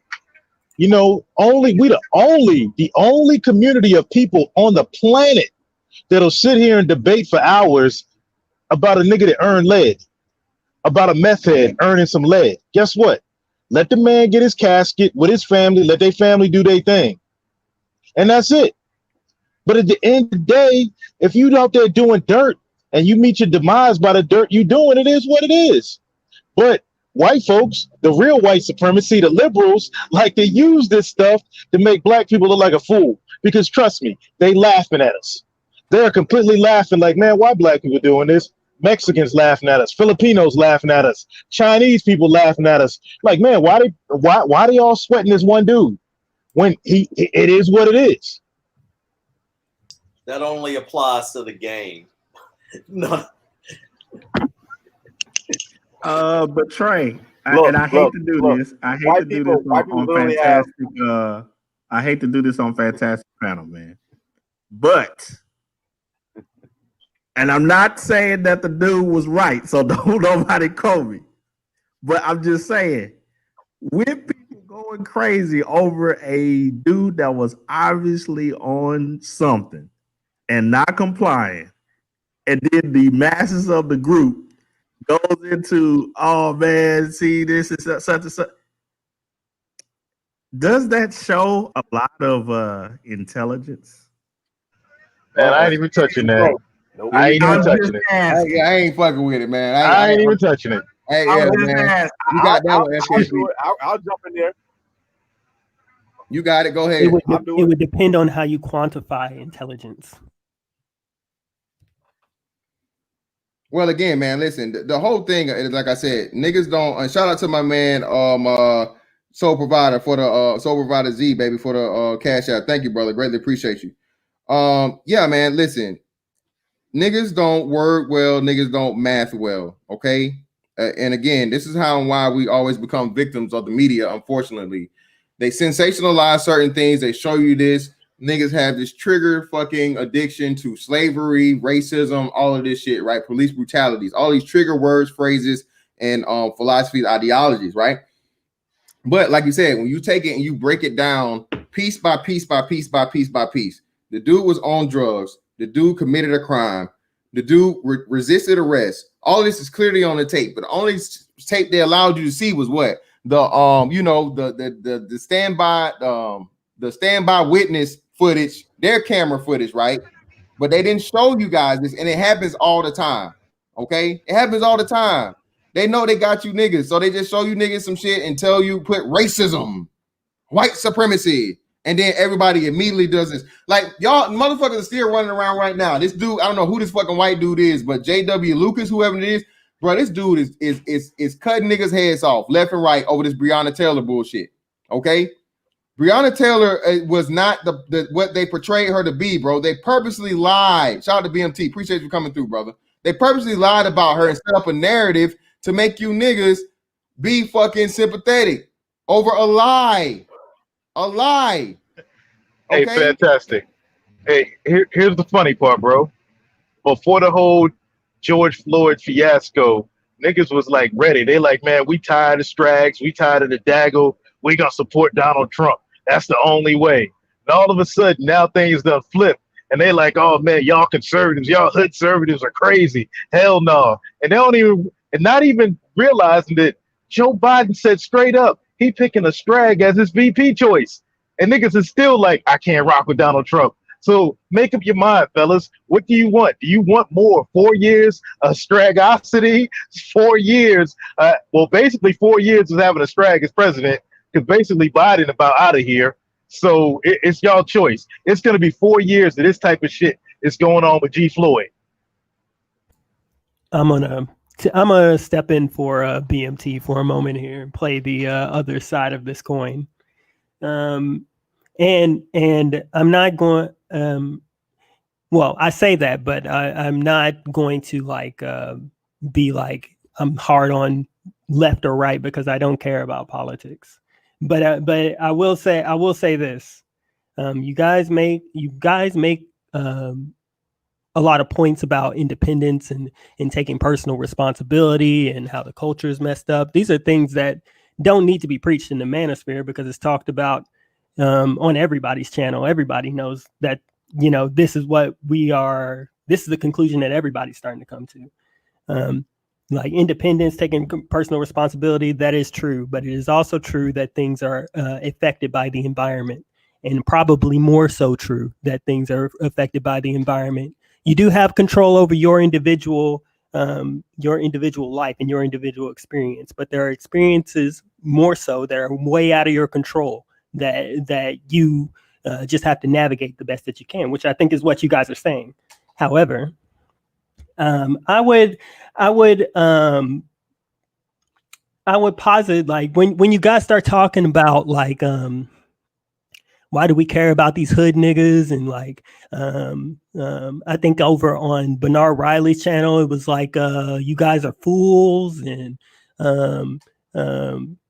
you know, it charge it to the game, all this kind of stuff. It's like it doesn't come off as how do I say this? Like, it doesn't sound like you care, and I think that's where I think that's what people have a problem with. It doesn't. You're on the one hand, you're like you're saying. Yeah, hello, Black Quizzer, Black Quizzer. Let me again, brother. I don't. Let me make it blatantly fucking as clear as day. I do not care about fuck ups. I don't. None. That is a proven failure for a society, for a demographic group. Okay, a proven failure all the time. If you're constantly having to make excuses for or have to make up for the mistakes of an individual, and you decide to keep them around, you are addicted to failure, sir. All right, that's the reason why even the basic concept of a job. The basic concept of a job is like, hey, you show up on time, you do your job, and you leave, you get paid. If you refuse to fucking break the contract where you constantly don't show up on time, or you show up and you don't do your job, what happens? I have to get rid of you because you're counterproductive. The Black community has this infatuation with counterproductivity, especially from the men. Again, because there aren't men around to teach the standard of accountability and responsibility. Again, bro, The whole thing is like, yes, fuck you. That's what the world is going to tell you, okay? It used to be something that the older people would tell us. He's like, hey, I'm being hard on you now because the world going to be 10 times harder on you than you later. So if I don't give you some type of structure, some type of criticism, some type of correction early, and I just let you go out through life thinking shit is cookies and cream and just rainbows and motherfucking and whatever the fuck, I am setting you up for failure. It is not my job to care about your feelings. It is my job to mold you as a man and tell you how the world works and give you the framework you need to operate in that, and not only just operate, to dominate it. Again, but because we have a lack of fathers in the Black community, everything is, he know no better. That's my baby. No, again, mamas that show up to court, Black Quizzer, they know Lil John done fucking shot up 10 people. And you know what that mama still do? He shows up to the courtroom and cries when they finally give his ass a life sentence. A man don't do that. A man will say, hey, even if I show up, it's to fucking show you, Your Honor. Good. And I've seen it, black, white, and all in between. Men have stood up and spoke against their sons. This is not how I raised him. We taught him better than this. It's unfortunate that he decided to do this. I apologize on the behalf of him because he's too dumb to do it for himself to know better. I apologize to the family for the sins of my son. Your Honor, you're doing the right thing. Send his ass away, lock away the key, and hopefully, nigga, you understand now what I was trying to teach you as a child, but you clearly didn't get or didn't care about, and you purposely went against. Now look at you now. That's the job of a man and a father. That's what men and fathers are supposed to do. Not care. Point blank, period. You got brothers. My bad. I got. You know who Mr. Fantastic South? Fantastic. Why are we having this conversation? A white supremacist. Oh, go ahead, Kate. That's okay. I wasn't finished. Hold on. Like what, let me read this and we get back. Hold on, real quick. Let me Native Rain again, brother. Thank you for the $9.99. I've been saying this, but this for the longest. As long as rap music exists in the community, we're done. And I like rap. Your music equals your culture. Yay, that's a good point, brother. Facts. Thank you. And we got my man Indigenous TV for the 10. J.W. Lucas is condescending and has a white savior complex that matches antipathy towards black men. However, he wasn't entirely out of bounds in the assessments of Breonna Taylor. Coon Train 2020. Shout out to my man Indigenous TV. Go ahead, Black Quizzer, brother. I'm sorry I cut you off, man. I didn't know you were you. I was trying to respond, but go ahead, brother. I definitely want you. You've been patient. I definitely want you to get your full point ideology out, bro. Go ahead. Yeah, I was gonna say it doesn't sound like you care, but your actions are saying otherwise. So you say you don't care, and you say that he got what he deserved, or wait. No one said wait. Nobody said that. Nobody said he got what he deserved. Just for the record, nobody said he got what he deserved or he deserved to die. Continue. And you point out these things that show that he was involved in the process of getting himself killed. But then at the same time, when people go out and protest because maybe they do feel some kind of emotional connection to the circumstances, you insert yourself into their belief systems and tell them that they're doing the wrong thing. Somebody who doesn't care would not take it upon themselves to insert themselves into somebody else's belief systems and try to stop them from doing something. Like, hey, go ahead. No, go ahead. Let me respond to that. So here's the thing about with the whole G. Floyd protest and what's going on. People are not out there basically crying over George Floyd. The dude had 6 funerals, a gold casket for a meth head. That's freaking embarrassing. He's got Joel Osteen out there. And then on top of that, all these white folks going around burning, looting, and destroying black neighborhoods. Hey, you borging out. In the meantime, let me get these. Shout out to my man Turf Orca and shout out to Eisen Sama for the cash apps. Thank you, brother. Shout out to my man Dollar Washer, man. Always coming through with them dollars, with them fives. Back to back.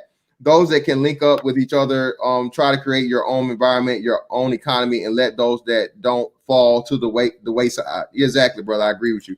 Black Quizzer, when you say I don't care, man, I'm saying I don't care about the rhetoric, man, and the excuses. Of course, I care about black people. I'm a black man.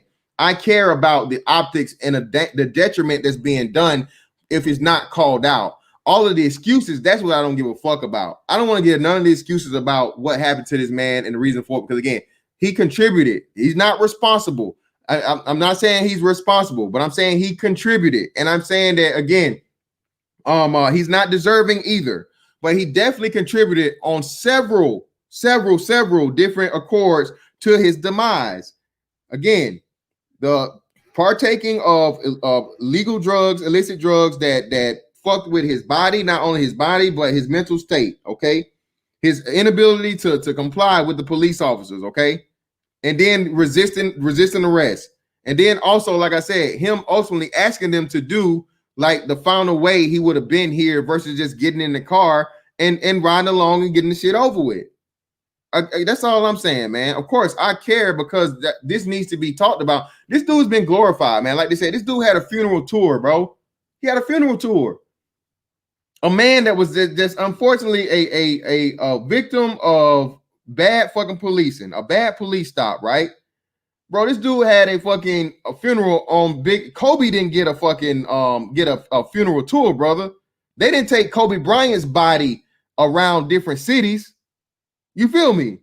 This man was. To be fair about the Kobe situation, the wife literally wanted it to be private. Yeah, bro, but it's embarrassing though. It's freaking embarrassing to the black community what they did for George Floyd. A meth head, a dude. You know what he did in his past. I'm sorry, but once you do shit like that in your past, you're gonna have to do a whole lot more for redemption than basically getting killed by a bad cop. You was a bad person that got killed by a bad cop. Brothers got to be like, you know what? Chalk it up to the game. Oh well, move on. And so basically put brothers on a pedestal is out there doing the real work. But you know what niggas do? Herman Cain dies a stage 4 liver cancer, and he just happens to have COVID, and niggas talk shit versus talking about the fact that the man was a rocket scientist. The man became CEO of Godfathers and then bought the damn company. Instead of telling young brothers do what he did, instead we putting George Floyd on t-shirts next to Martin Luther King. Man, Don't fuck out of here with that bullshit. Don't forget the tattoos that many people. Like why are we even? Yo, why? The problem is we've been having the conversation, right? Like when you look at other cultures, races, white, Asian, whatever, they don't glorify their trash. We are the only group of people in this country who glorify our trash. Free John and them. Free Man and them. I know he kidnapped a baby and he murdered 5 people, but free my nigga Jay. Like we're the only people who do this. And it's, once again, I'm gonna keep saying it. It's a cultural issue. We have an issue of culture, and part of it is people who made it and have done better. You're either within the culture, you're working within the confines of it, or you're enabling it and excusing it. And a lot of people who have done better for themselves, who have progressed in this country, they're always enabling it or they're always making excuses for it. No, tell people to do what you did to get ahead. Stop excusing the degeneracy. Well, Sean, 3 words to answer your question of, why that has to be. Real, recognize real. For Black Quizit, good question that you put forward so far as the the marching and how people feel, and I like the way that you put that question. The counter that I have for you is this: as a community, which one should be more important? People's personal feelings or a societal standard? Your go. I'm not in a position to make a decision whether what should be done for any group of people. I can only speak for myself. So, and that goes to what you guys speak of about personal responsibility. So I can only speak for me. I can't speak for a group. But what I will say is that if we are being realistic, then both should be taken into account. What has emotionality obtained us as a collective? I'll tell you what it has. It's attained us dead kids. Tyshawn Lee, Janari Ricks, Sequoia Turner. That's what it's now I obtained our people. I agree with Black Quizzit in stating that because some people will say this whole thought of, oh man, emotion. It puts like emotion doesn't exist and it's always put in some type of negative connotation. And I think that those statements are absolutely ridiculous. But there's a difference. SKC, let me jump in real quick. There's a difference in harnessing that emotion and actually doing something about it versus doing things that are outdated, like protesting, where you're going to have agent provocateurs and all these other things, entities that can infiltrate it and still following that whole playbook. You get my point. And I get that when you make that statement, but sometimes people say the whole thing, they have pushed this idea as though emotion is like some type of bad thing. It's like, no, emotion if it's a very powerful force, and if you understand how to harness it and how to use it, you can accomplish a lot of things. I mean, I don't disagree. That's why a lot of people say in sport that the sport is an emotional sport. But see, I got to disagree with you, SKC. Go ahead. I got to say, men need to be passionate. Let women stay emotional. Us men, especially black men, we got to get out that emotional shit and be more passionate about what we do, about our own responsibility and handling ours and taking care of our own kids, families, responsibilities, all that. I don't just okay. Let me give you a counter, and I'm gonna throw Mr. Fantastic in this because he a Kobe fan like me. You remember after what was that? After the first Boston Celtics final, yeah, and they lost. The final, yeah. What was Kobe on the pine? What was he doing after the loss? Did he sit and watch? Did he sit and watch during the ceremony? He was crying. But I would argue that's passion amongst men. Is that passion or is that emotion? Yeah, but hold on. I got to jump in on this one. Sports. Oh, that's passion. That's not emotion. SKC, you're talking about. I'm not saying about the like for like situation. I get what you're saying. I think we're saying the same things, but the difference in that example is Kobe worked like fucking hell that summer versus what we're saying is that the message is put out with us to constantly stay in the emotions for the masses and fall for all this, all this stuff and not do anything with it. And this is how we tend to lead with our, with these arguments. We don't, no, you'll love this last part. We only read the headlines. We don't go into the details. Whenever we hear something about a cop, oh yeah, he's guilty without even knowing this or whatever. And I'm not saying all cops is good. I'm not even going there. I'm just simply saying we as a collective don't use that emotion in the right way. Simply put. Well, my bad, SKC. What I meant was that with Kobe, it's not wrong to be emotional. Let me say this real quick. It's not bad to be emotional. I just think that we lead with emotion all the time. We're never logical. We don't value knowledge. We don't value being analytical and truth. We just go by what man and them said, mama and them says. Nobody's ever seeking truth. Like I heard Obsidian say this one time. He said that black folks aren't curious. We're not trying to figure out why. We don't ask why enough. Like why to get to one point to another to figure out the meat and potatoes of a situation. We just go, oh, that's racist. Now we're all angry and we're burning out the neighborhood. So it's not bad to be emotional, but as y'all been saying, you need to harness that emotion to do great things with it, not to just take it and run with it and be stupid with it. And that's my argument right here, that when you lead with emotion, especially as a man, you do the stupid stuff first. But when you lead with passion, like Kobe, his passion was so strong for what he was doing. At the end, when it's lost, his emotions came out. And that's what I meant. Again, I think we should I'm lead more logic. I'm just going by the definition, and the definition actually states that passion is nothing more than when a person has mastered the emotion of the mind. That's it. Yeah, it's a graduation from just regular emotionality, man. Especially as men, Again, that's something that men understand better than women because, again, I explained this before. I'm not gonna really rehash the whole thing, but passion takes hard work and dedication, man. Everybody can feel. Anybody can. You know what I mean? You can wake up tomorrow or right now. Hell, get off this thing right now. See something, and you're gonna have a feeling of happiness, sadness, anger. You know, whatever it may be, fear. Right? That's emotion. But passion is like, hey, I have a goal. I have something I want to, accomplish. And in order to do that, I'm going to focus all of my being, all of my energy in, getting this shit did, man. So by all in all, man, like I said, that's the most important thing. And if we put my real quick and the brothers in this space really are passionate, man. Even SKC, because even SKC said let it burn down and whatnot. SKC has kids, he has sons, man, and the world's gonna see his sons as black men first before they even, question them as to their actual background about hey, well, so on and so forth. So yeah, man, it's just major things, bro, that we have to take into consideration and start operating on that principle. Get the motherfucking lights up, man. Hit one of the hands, man. Y'all know how we get down, bro. Hit one of the hands. I got 200 people in the motherfucking building, man. I only got half them lights. I need 200 lights out this motherfucker.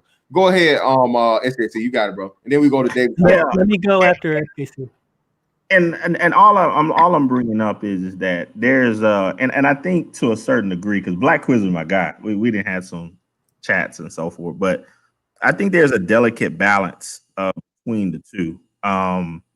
Because I know a lot of people like to hold on to the thought of emotion that's absolute BS, and logic is the supreme of everything. And it's like, okay,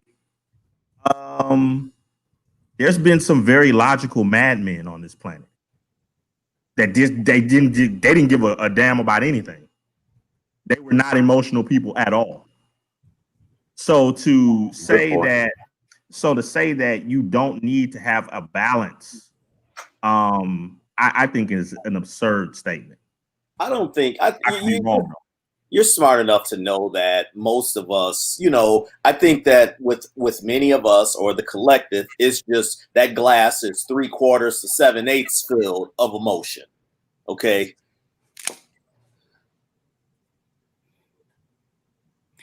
Here's what I'm saying here. I wanted to add that the people who go out and protest for these particular things, like George Floyd, Breonna Taylor, whatever BLM thing pops up around the country, these people are passionate too, and they use their passion and their passion comes up in action in the sense that they protest. Am I saying here that Am I saying here that I think that BLM is just a purely grassroots movement that just popped up because, whoever didn't have any special interests and the media is not manipulating that? I am not saying that. I am saying that the people who participate in these protests are completely individual from the people who have the special interests. And these people have passion. And they did go out and they did do what they thought was correct. When you come in and you call them stupid for exercising their passion, I'm only saying that the only thing that you can really do is disagree with them. Calling them stupid seems asinine to me. The reason why I don't call them stupid, but not really, because you have a right to criticize them. You have a right to criticize someone. If you see someone doing something stupid, you have a right to criticize them. I call them stupid because they don't even know what their organization or their movement is about. They don't even read the manifesto. Right. So if you're going to something blindly, I think that's unwise. That's stupid. That is stupid. We have to call these things out. I think Black people are always worried about being offended and how words sound. Going back to the emotional argument. So if you're doing something stupid or wrong, somebody has to call it out, because how will you know to correct yourself? If you're not reading what your organization is about and what their goals are, what their underlying, I guess, what's what I'm looking for, motives are, then how will you know if you're doing the right thing or not? That is. I'm not saying that you can't call people whatever you want. You have the right to do whatever you want. I'm saying that if you decide to take that as an option, call somebody stupid, then don't be surprised when you get an emotional response. Okay, let me say this, Black Wizard. I agree. What I find very interesting. Then I'm going to drop off because I know Little Big Nate's going to take over with this one. What I find very interesting is how the collective selectively uses history. So when history is a favor, slavery, Jim Crow, and what have you. Oh, let's use history, but let's ignore history when Malcolm X and even later on Martin Luther King said, you know, I led my people astray the wrong way. Maybe this wasn't the right way. And this is regards within protesting and riots and stuff like that.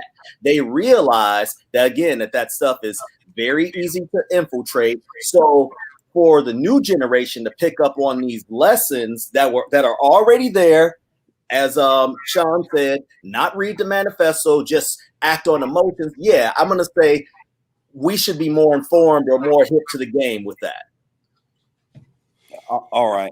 I'm actually, Sir Tice, just you might want to hold on because I'm not going to be able to stay. I got to get back to work. I'm the one that it's like how many people truly know what the motives of the leaders of the Black Lives Matter movement is? How many of them know that they're Marxists? They said themselves they're trained Marxists. They're communists. But people don't read, they don't do research, they don't dig deeper. So somebody says, hey, do this thing and it'll better our people. Yeah, I'm gonna do that. No, that's not smart. We don't make a lot of smart decisions as Black people as a whole, and that's why we are what we are. You said that they're what, Sean? They're Marxists. They're fucking Marxists and communists. Motherfuckers trying to take over the society. You called me a mark? Come out of here, man. Hey, Mark ass trick ass nigga. What up, man? What's going on? Hey, I wanna touch base on this passion versus emotion thing. I brought it up on Bernard's panel because people in the chat kept saying, well, you know, Little Big Nate's so emotional. There's a significant difference between emotionalism and passion. I can be passionate about the piano. You can't be emotional about the piano. You can be passionate about the violin, passionate about your studies in history. You're not going to be emotional about them. Passion has direction. It has focus. Emotionalism doesn't. The reason the brothers that speak the way they do about these subjects are passionate about it is because it is based in fact. There's no getting around the facts that we say. This is why the other brothers refuse to come up and challenge it. The brothers who want to challenge it are basing it off of emotionalism because they can't defend what they believe. All they have are slogans and insults and ad hominem attacks. The reason I brought up the difference between emotionalism and passion is because a passion has focus and direction. I am passionate about what I believe. And if I'm wrong, all you got to do is come up and challenge me. That's it. Yeah. And shout out to my man Psycho in the building, man. Psychopatheist. I was tempted to hop on there last night, man, about the whole with slavery a necessary evil, but I was like, nah, I'm good. I didn't. But listen, brother, Black Lives Matter is an organization, brother. They are a certified organization.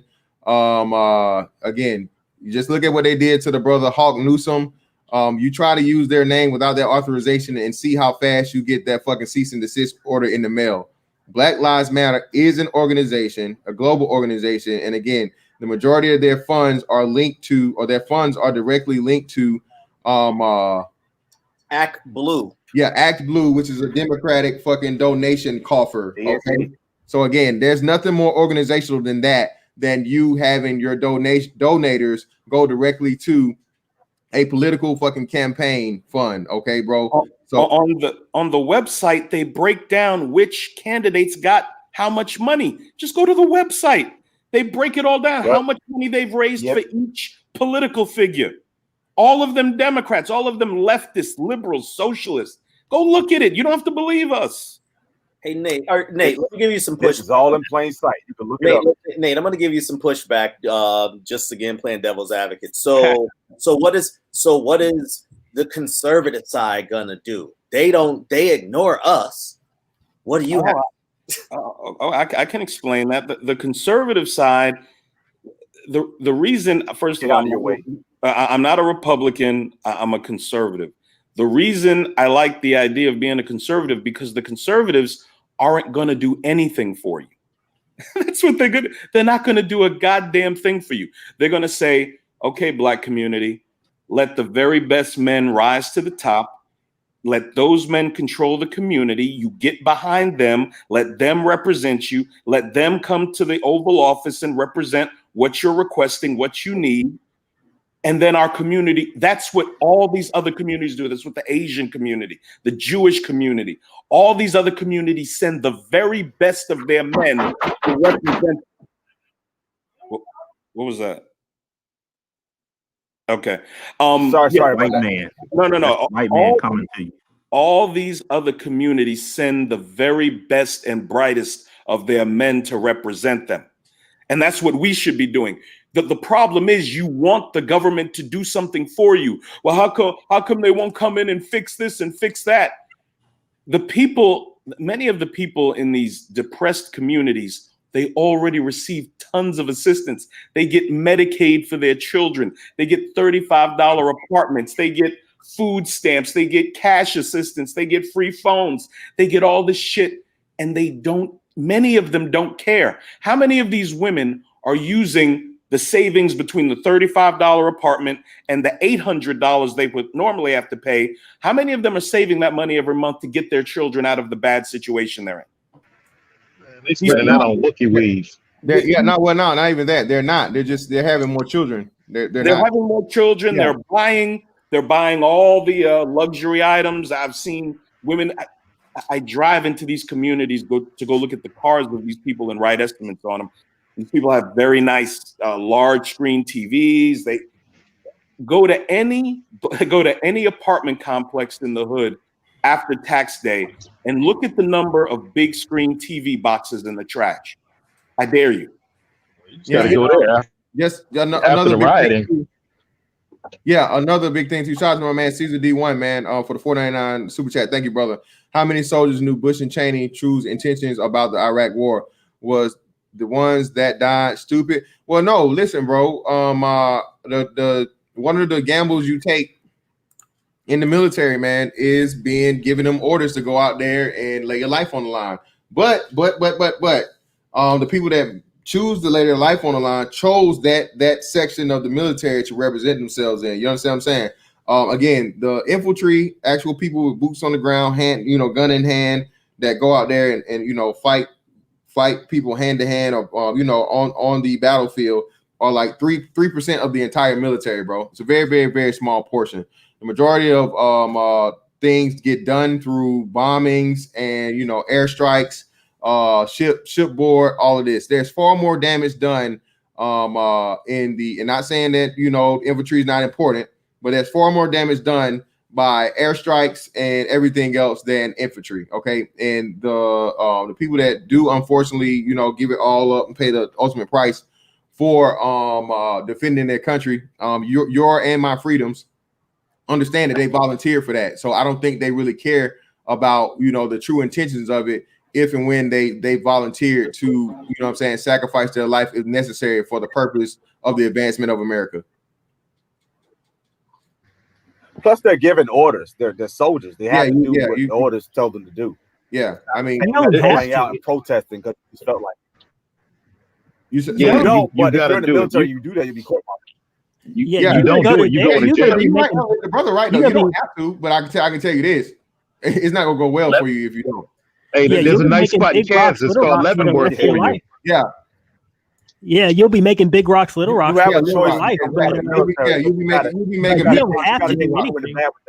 You'll be making big rocks and little rocks for a long time, bro. SKC asked me at Little Big Nate, what legislation has been put in place by black politicians that has benefited law-abiding black men in the last 50 years? I honestly can't think of any legislation proposed by the CBC or any other black liberal politician directly aimed at law-abiding citizens. Just like the example I brought up on Bernard Riley's channel, you have a school, you have a percentage of black children that are focused, working hard, trying to achieve. 95% of the resources go to the other children who are disruptive, causing melees, problems, fights. pregnancies and everything else. All the focus, all the acknowledgement goes to the worst children. And hey, I'll speak on the go ahead, bro. Hey, I'll speak on the conservative question. What have conservatives done? You know, it's the conservatives that are on the front lines out here saying, like, look, we got to get in here, get rid of this abortion problem. We got to bring back the nuclear family. We can't just ignore these things and just sit there and go in circular arguments about them. You know, it was a conservative brother who got the 300,000 for Sequoia Turner's family when there was $1,000 in her GoFundMe when George Floyd got like 12 million. That's what conservative brothers are out there putting in the work. But instead, what's that? Yeah, Tatum did that. But instead, Tatum, right? Yeah, Tatum, yeah. Yeah, but instead, it's let's talk shit about these brothers. Let's talk shit because they're off the plantation. Oh, they with the racists. Like, dudes can't even read daggone websites, can't even go on Black Lives Matter website and talk about some conservative brothers are racist. I mean, like I said on Bernard Riley's panel, if your perspective agrees with Madame Noir, brother, it's not much for us to talk about. If the griot and very smart brothers is who your philosophy lines up with, man, God bless you, bro. You're gonna be in a world of hurt. Yeah, somebody said in the chat, you know, like, yeah, it was Tim Scott and Trump that put those opportunity zones in effect. And what did niggas do? Niggas burned them down. Let's burn it to the ground. Not only that, and I got to shout out Ramil Amir again. Ramil Amir and Erica Williams. Do you know that with that and also even the PPP loans, they said over 60 some odd percent, I want to say like 65% of Black people that were business owners did not even apply for the PPP loan? I'll break that down. I went over that. I got into it with the Brain Trust over that with Black Torch. I'm trying to tell them, like, look, in order to get that PPP loan, your business has to be G to G, meaning you got to have things like an 800 number, a website, your EIN, your bank account. All that stuff needs to be G to G. You got Glendon Cameron, Erica Williams, what's the other, the freaking Nigerian cat down in Dominican Republic, Dean Cole, all teaching step by step how to do it. And Black businesses, they didn't have their shit together. That's why they didn't get the money. But all we want to hear is, oh, they racist. Niggas just expect, oh, we just gonna give you the money. Well, Trey, you're wrong on one thing on that, Trey. See, and we had to talk about this. Those people, they were involved in hustling, not business. Man, fuck you, SBC. Man, I'm out of here. There's a big difference. See, in hustling, you don't have to worry about the white man's paperwork. Hey, fantastic, man. SKC, hold on, man. I got to go, man. Let me charge my phone before this interview is so provider speaks. Appreciate it. Fantastic. Appreciate you, man. Appreciate you. All right. For sure. And what I wanted to say is Trump enacted the opportunity zones. There's 8,776 opportunity zones. The program is to last the duration of 10 years, 2018 to 2028. Trump claims there will be a total of $100 billion with a B, $billion made available to these small business people who wouldn't ordinarily qualify for normal forms of financing. 8,776 different opportunity zones, the vast majority of them in or adjacent to Black communities, the others in and adjacent to other poor communities. We have no excuses, gentlemen. There are no excuses. And when you hear these brothers make all these excuses and this nonsense, this is where the passion comes from in my voice, that we are ridiculous. We are completely ridiculous. You have a man making overtures to us, extending olive branches to us, regardless of his character flaws and his egomaniacness, if that's even a word. Whatever you want to be critical about him, the man is making genuine overtures to Black men. Who has ever done this before? Yeah. Hey, shout out to Caesar D1 again for man 499. Thank you. Doug, I was drawing a parallel. People that protest are stupid because they don't know the leadership true intentions. That's a great point, man. And I'm glad you clarify, brother Caesar D1. Listen, the difference is this, Caesar D1. the people in the military had no choice. They had no choice but to just follow what they were told to do. Yep. All right. What's the name is totally different. All right. The civilians that decide to go out here and bang the drum, carry the flag of an organization, that they're doing that by choice. Again, I would never stand behind something before first learning what it's all about. You go into the military already knowing what it's all about, because I mean, you sign up for it, you have to recite the oath and all these different things. So you know what's expected of you, and you're actually getting paid for it. When somebody decides to go out here and do something for free, for absolutely free, and call themselves representing certain ideologies or whatnot, and you don't do the proper vetting of it, well, yes, you're a fool and an idiot, because now you have yourself tied to something that you don't know the true intentions or the true meanings of. Again, and then when people like me and other brothers in this space tell you they are a Marxist organization, people don't even understand the seriousness of what that means. You know what I'm saying? So when I tell somebody like, hey man, Black Lives Matter is Marxist, I can't really fuck with NBA like I want to, because these people are literally a billboard for Marxism in the United States of America. What are we doing here? Oh man, you a coon. Oh, how you gonna hate on your own people and this, that, and other? I'm like, no, brother. The woman came out and said, we are well-trained Marxists, okay? And then if you look at the process and the track record of these people, it lines up like perfectly with textbook Marxism and communism. These people want to overthrow the current regime, okay, of American society, man. And we're being willing participants, not understanding we're allowing black people to be used, black men especially, to be used as the fucking scapegoat and the fall guy for this shit. And we're gonna be holding the bag. And it's not just that they want to throw over the current regime. Look at the history of communism. They want to overthrow how our socioeconomic system is structured. They want to end free market capitalism. They want to end it. They want to end it. Do you like going into the mall and shopping at 50 different stores? Do you like going into the supermarket and having 50 different cereals to choose from? That's free market capitalism that gave you that, folks. How do you sit there and preach the burning down of the house that you live in? These people want to burn down the house that all of us are living in right now.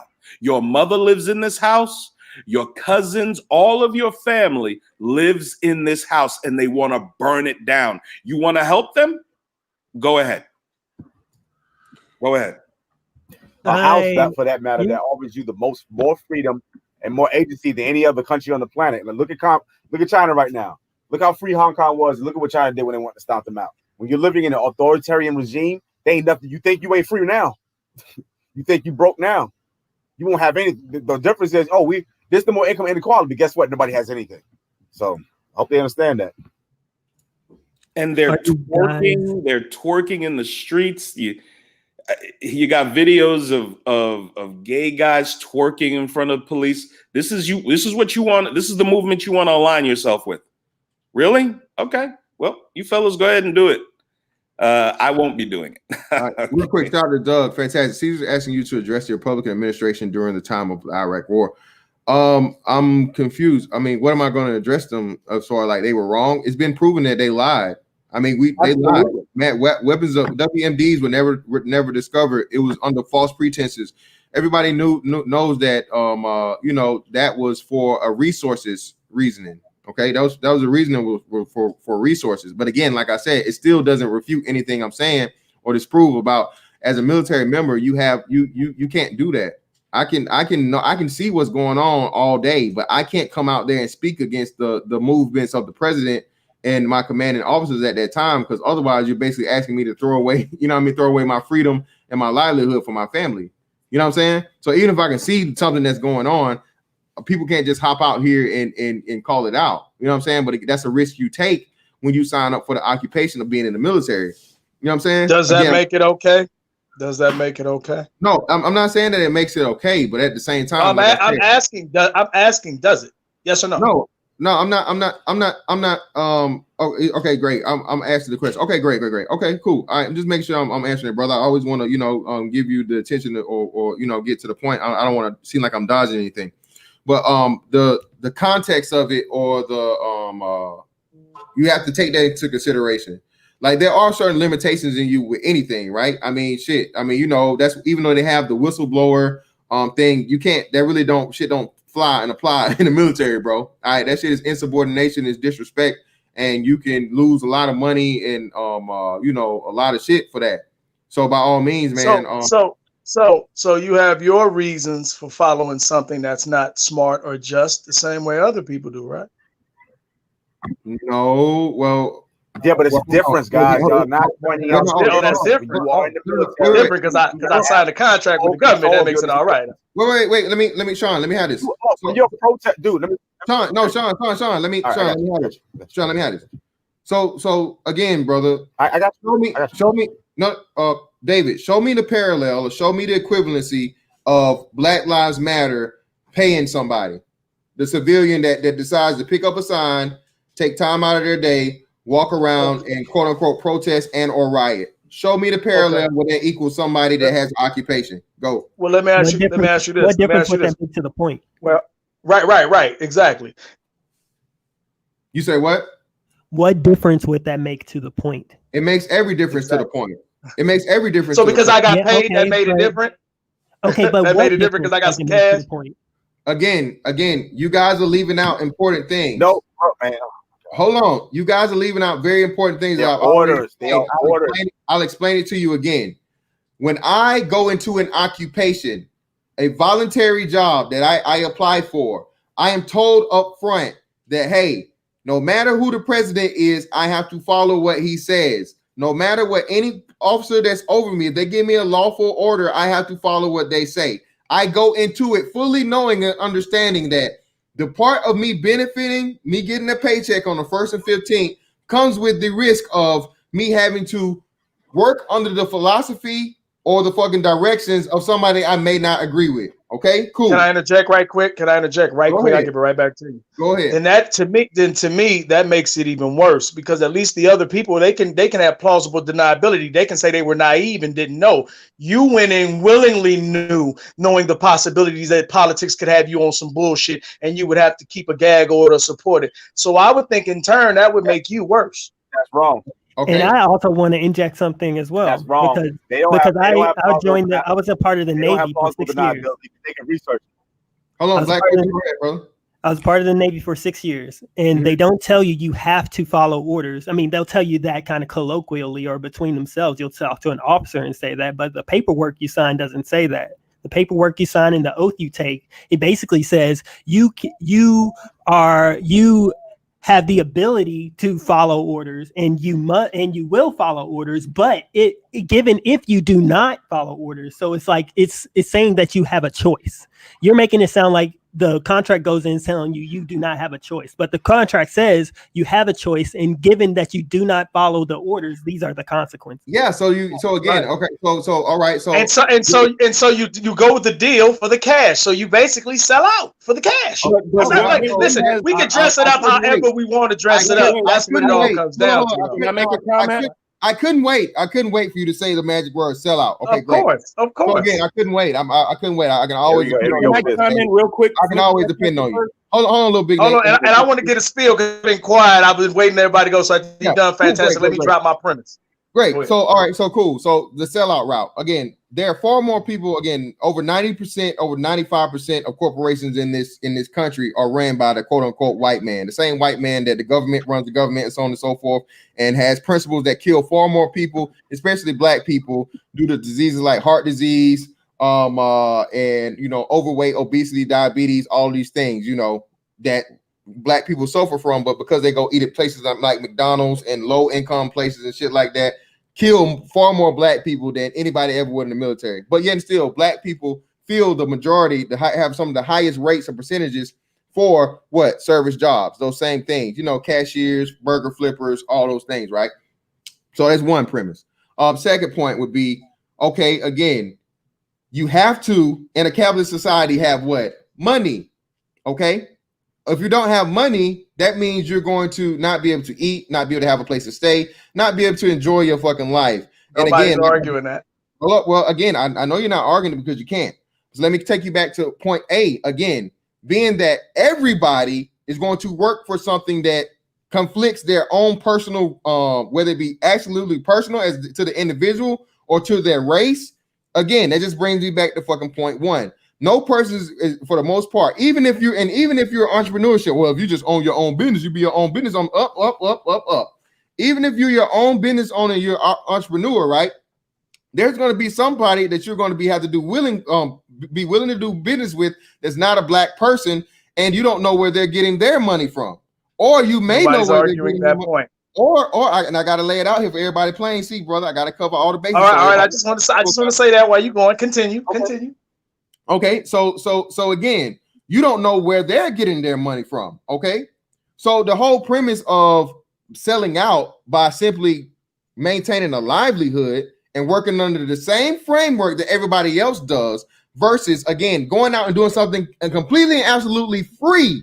No, that person is worse, because at least I'm doing this out of necessity. This is necessity in order for me to. Wait. I'm almost done. All right. Let me go next. That not I'm next, bro. I'm next. Everybody in the world. I didn't cut you off. I'm gonna let you have it.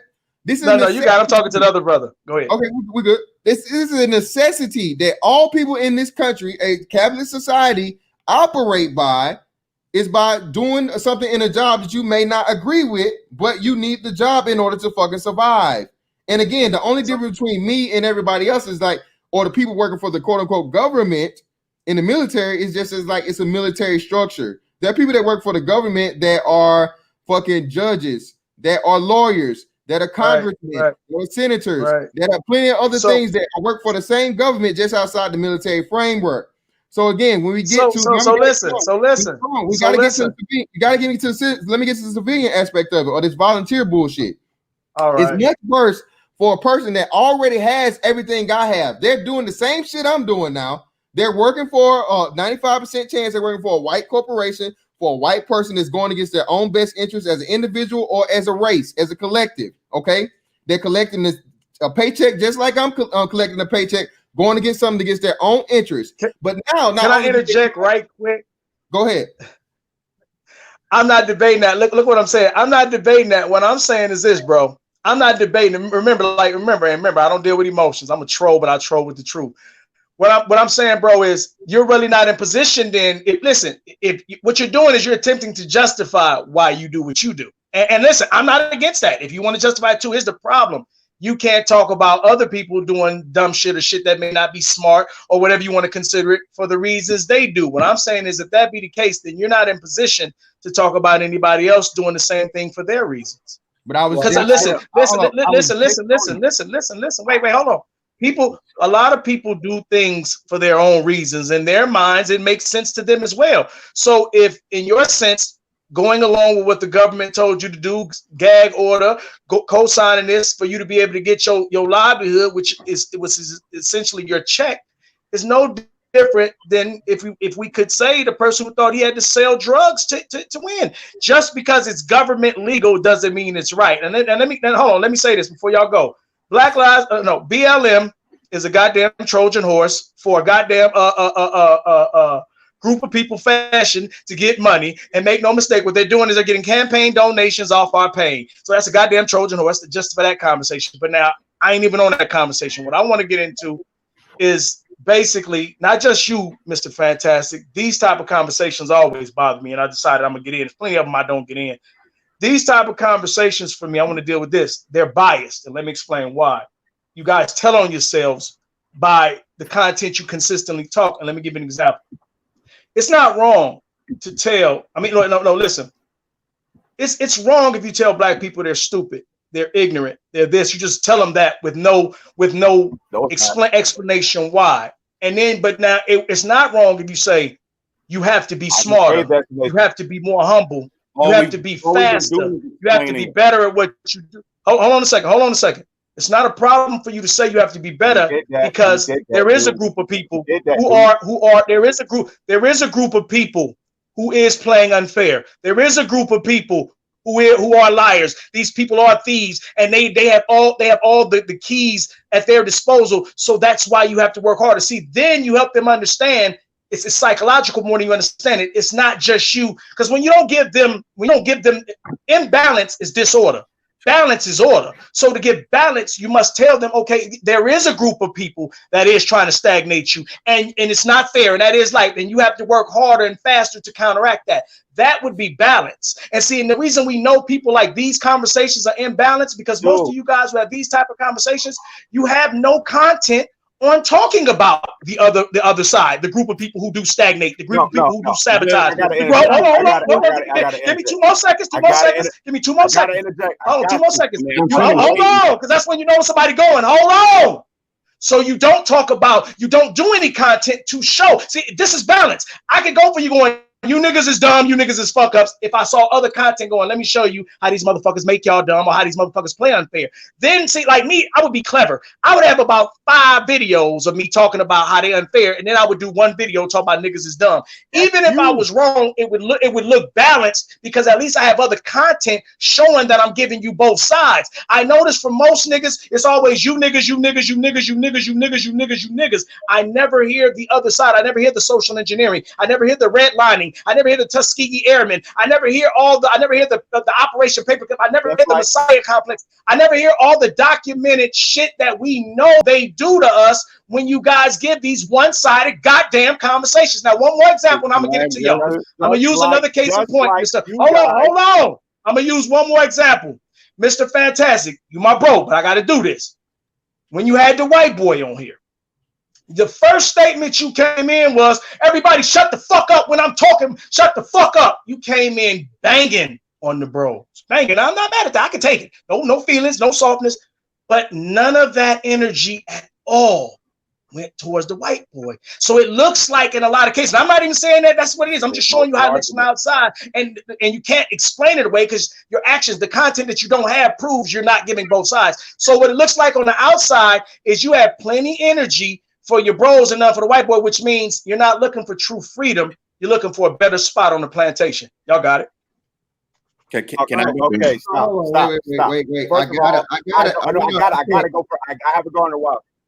Wait, hold on, brother. The dude just accused me of being on the plantation, man. So you gotta bear with me, brother. Listen, bro. Unlike y'all, the white boy knew how to shut the fuck up to the point where I didn't have to yell and scream and holler. Okay, niggas don't know how to fucking carry themselves as men, so I can speak. You're justifying. You heard? Yes, I'm justifying my point. That you clearly were proving that, because the only reason I had to go to the route I had to is because it was like, hey, with too many people talking, I'm trying to hear what the fuck he's trying to say, so that I have the proper context to counter it.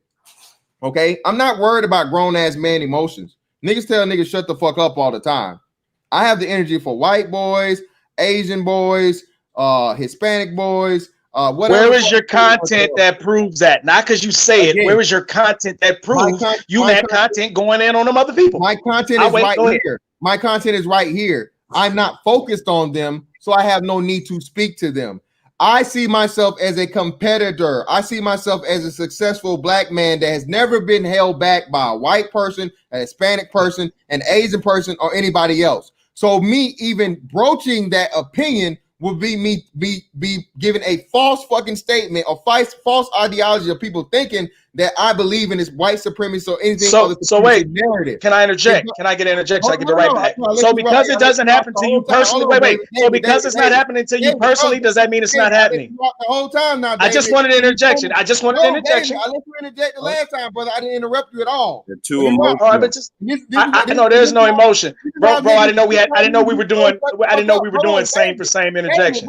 Brother, you proving my point. See, this is how niggas get the thing you just complained about. The reason why niggas get told shut I'm not complaining at all, bro. You politely, you know what I mean, to let me get my shit off. I let you go for the whole time, bro. I didn't interrupt you. But look, bro. I just asked for an interjection though, so I don't have to do the same amount of interjections you do. Do I? See what I'm saying? You prove. No, I'm just asking the question. No, listen, I'm asking the question. Do I have to do the same amount of interjections you do when I need an interjection? Can I ask for one when I want one, or I have to do it as many as you do? I have to follow you. Which one you saying? I didn't interject at all. I let you. But listen what I'm saying. Listen, you made a point that I wanted to interject in, so I asked, can I interject? Go ahead, bro. That's not emotional. You made a point I wanted to interject in, so you telling me I can't interject? Go ahead, brother. Go ahead. Well, listen. All right, so I'm gonna give it right back to you. So just because it doesn't happen to you individually, nobody, you don't see it. I won't even say it's not happening to you. You don't see it happening to you. Does that mean it's not happening? No. That means it's not happening. I don't know.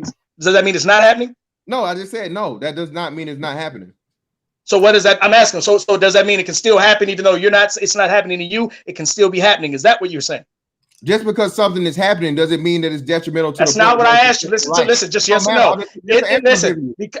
Listen. No. Because something isn't happening to you, can it still be happening to other people? Ask the question. I'm going to answer it. You're not going to fucking command me how to answer the question. All right, go ahead. You got it. You're not going to do that. You can't. I'm better than you are, bro. You know this. Hey, the playback gonna tell it all, nigga. I'm better than you at this, bro. Let me help you out, bro. See the playback gonna tell it all, nigga. Go ahead. You got it. I'm better than you at this, bro. I'm better than you. You know I'm the best at this, nigga. But go ahead, you got it. Let me explain it to you. See, you wanted to be a black and white, a yes or no. It's not that. It's further more complex. And again, man, you're starting to disappoint me, man, because you're supposed to be a competitor. You supposed to be a go-getter, all this other shit. Hey, that's shaming tactics. That don't work on me, baby. Go ahead, though. Get to your topics. Get to the point. I'm taking your words and I'm applying to what you said. A true competitor don't give a fuck about what's in front of him. I don't even consider that a factor. Just because something happens doesn't mean that it's going to stop me or slow me down from my purpose and my goal, sir. So again, that's why it's not the point of where I fucking address it. Far too often in the black community, what's happening is that's what you call enabling. You make excuses and you enable, and that just repeats the cycle. That's why I refuse to do it. I don't need to. Can I interject a quick question? No. Let me go. We'll get back to it. Listen, I am living proof that despite white supremacy that you guys believe in, racism, and all this other fucking bullshit, all the shit that's put in my way, and I at time admitted to, I have been given difficulties in my life off the simple fucking fact that I'm a black man. Again, BABG, big ass black man at that. Okay. Can I interject a question relevant to what you're saying right now? Brother, wait. I just want a quick question. Just a quick one. Wait, let me get it off. I'm almost done. All right, but it's relevant. All right. The fact of the matter is, I went through all the bullshit you complain about, but I'm a living fucking testimony and proof as to, even though it happens, it's no purpose in even focusing on it. I'm not gonna talk about the bullshit that didn't work. The fucking right. Take me down. Got you. Let me ask you a quick question. Relevant.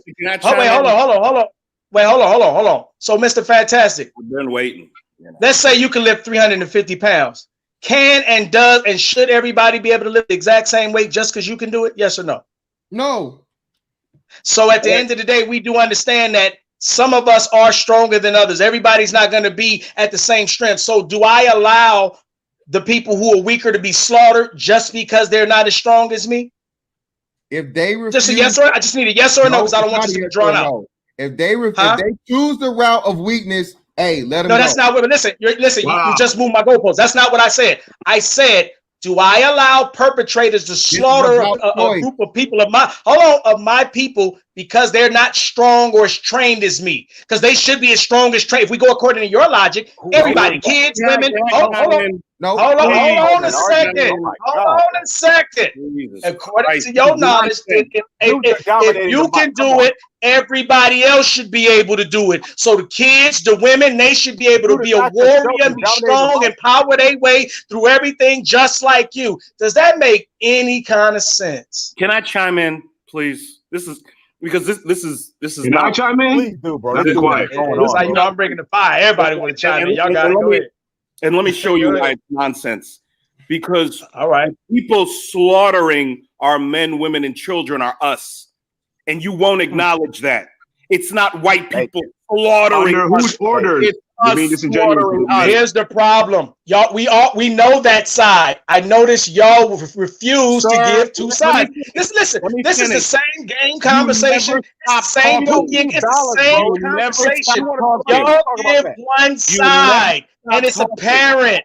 It's apparent, which means y'all have been psychologically conditioned, subconsciously conditioned. It's called Stockholm Syndrome. Y'all hold y'all people to everything while holding the other people to nothing. I'll give you a case in point. We're literally at war with the Middle East, and not one Arab has been shot down in the street because that is an act of war, and other races know that.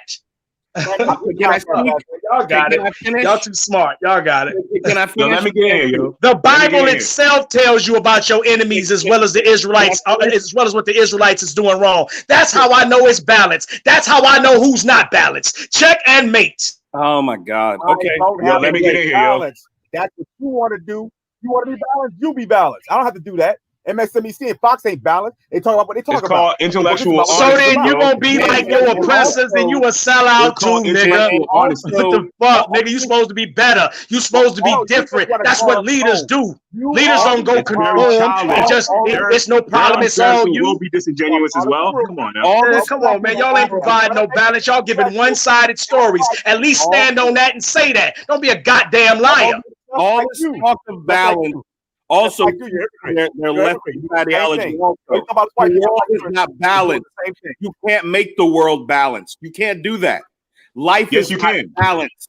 That's a goddamn lie. We can make it balanced. We control this place. It's a goddamn lie. Now who's doing the cop out? Now who's making the excuses? Nah, nigga. Show real quick. Let me read this. Let me read this super chat, and then y'all. Then I think it's on Black Quizzer, and then we got to go around the little Big Nate and Panther God, man. Let me get in before Nate because I haven't really said anything too much. All right, well, let me read this. Let me read this. Caesar D1 for the 499. Thank you again, brother. Thank you. Fantastic. I feel you, bro. But this sector is going to make you wear that white boy as an albatross. David came in and flipped the table. He ain't flipped no table, man. Like, I mean, it's David. He tried to, but we well bolted down over here. He still hadn't refuted nothing I said, but it's a nice try. I mean, he's the first person to really step up to the plate and give some actual pushback, even though it's not to the point or the thing. But I mean, it's David, man. I appreciate it, and I love. I never had albatross, but I love the way it sounds like it's delicious. So y'all know me, man. Anything you put on my back, baby, I'm gonna stand up the fuck up with it, and you know what I mean. That's what I'm talking about, Fatso. That's what I'm talking about. That's why I fucks with you. Hey, you know I ain't worried about it, bro. But my brother Sean Styles, you've been trying to go for a minute, man. We gotta get some order on this shit and move it around for everybody, and then we'll hop to. Actually, let's let Panther Guard go before a little Big Nate because I know Nate you came back through, but Panther Guard was up here, so let me move it around a little bit and we'll go. So Sean, go ahead and get your piece off, bro, and then we'll go to Panther Guard and then little Big Nate, and we'll start from there. Go ahead. The point is going back to the original point. When you join the military, you know the terms and conditions, right? And so you're going to accept. You have to accept whether or not I'm doing something that I may not agree with. That's not stupid because you made the decision. That's just part of it. But when you do something like Black Lives Matter, and you do no research, at least when I do the military, I'm doing a little research about it, right? I understand what I'm getting into. There's a contract I got to sign. I don't have to sign it. But what they're doing for Black Lives Matter, they know these people. A lot of them know nothing about what they're doing. That's what I mean by they're stupid. Because at least in the military, even if I'm doing something I don't agree with, I know what I got myself into. These folks on the street, they don't know what they get themselves into. They don't. Now, to his point about balance, I don't have to have balance. I'm not required to have balance. That's what you want to do. You do that. Fox doesn't have balance. ESPN doesn't have balance. Disney doesn't have balance. MSNBC doesn't have balance. You pro-blacks don't have balance. You want to talk about white people and how evil they are. When you look at the problem, we're focused on black people because we are our worst enemy.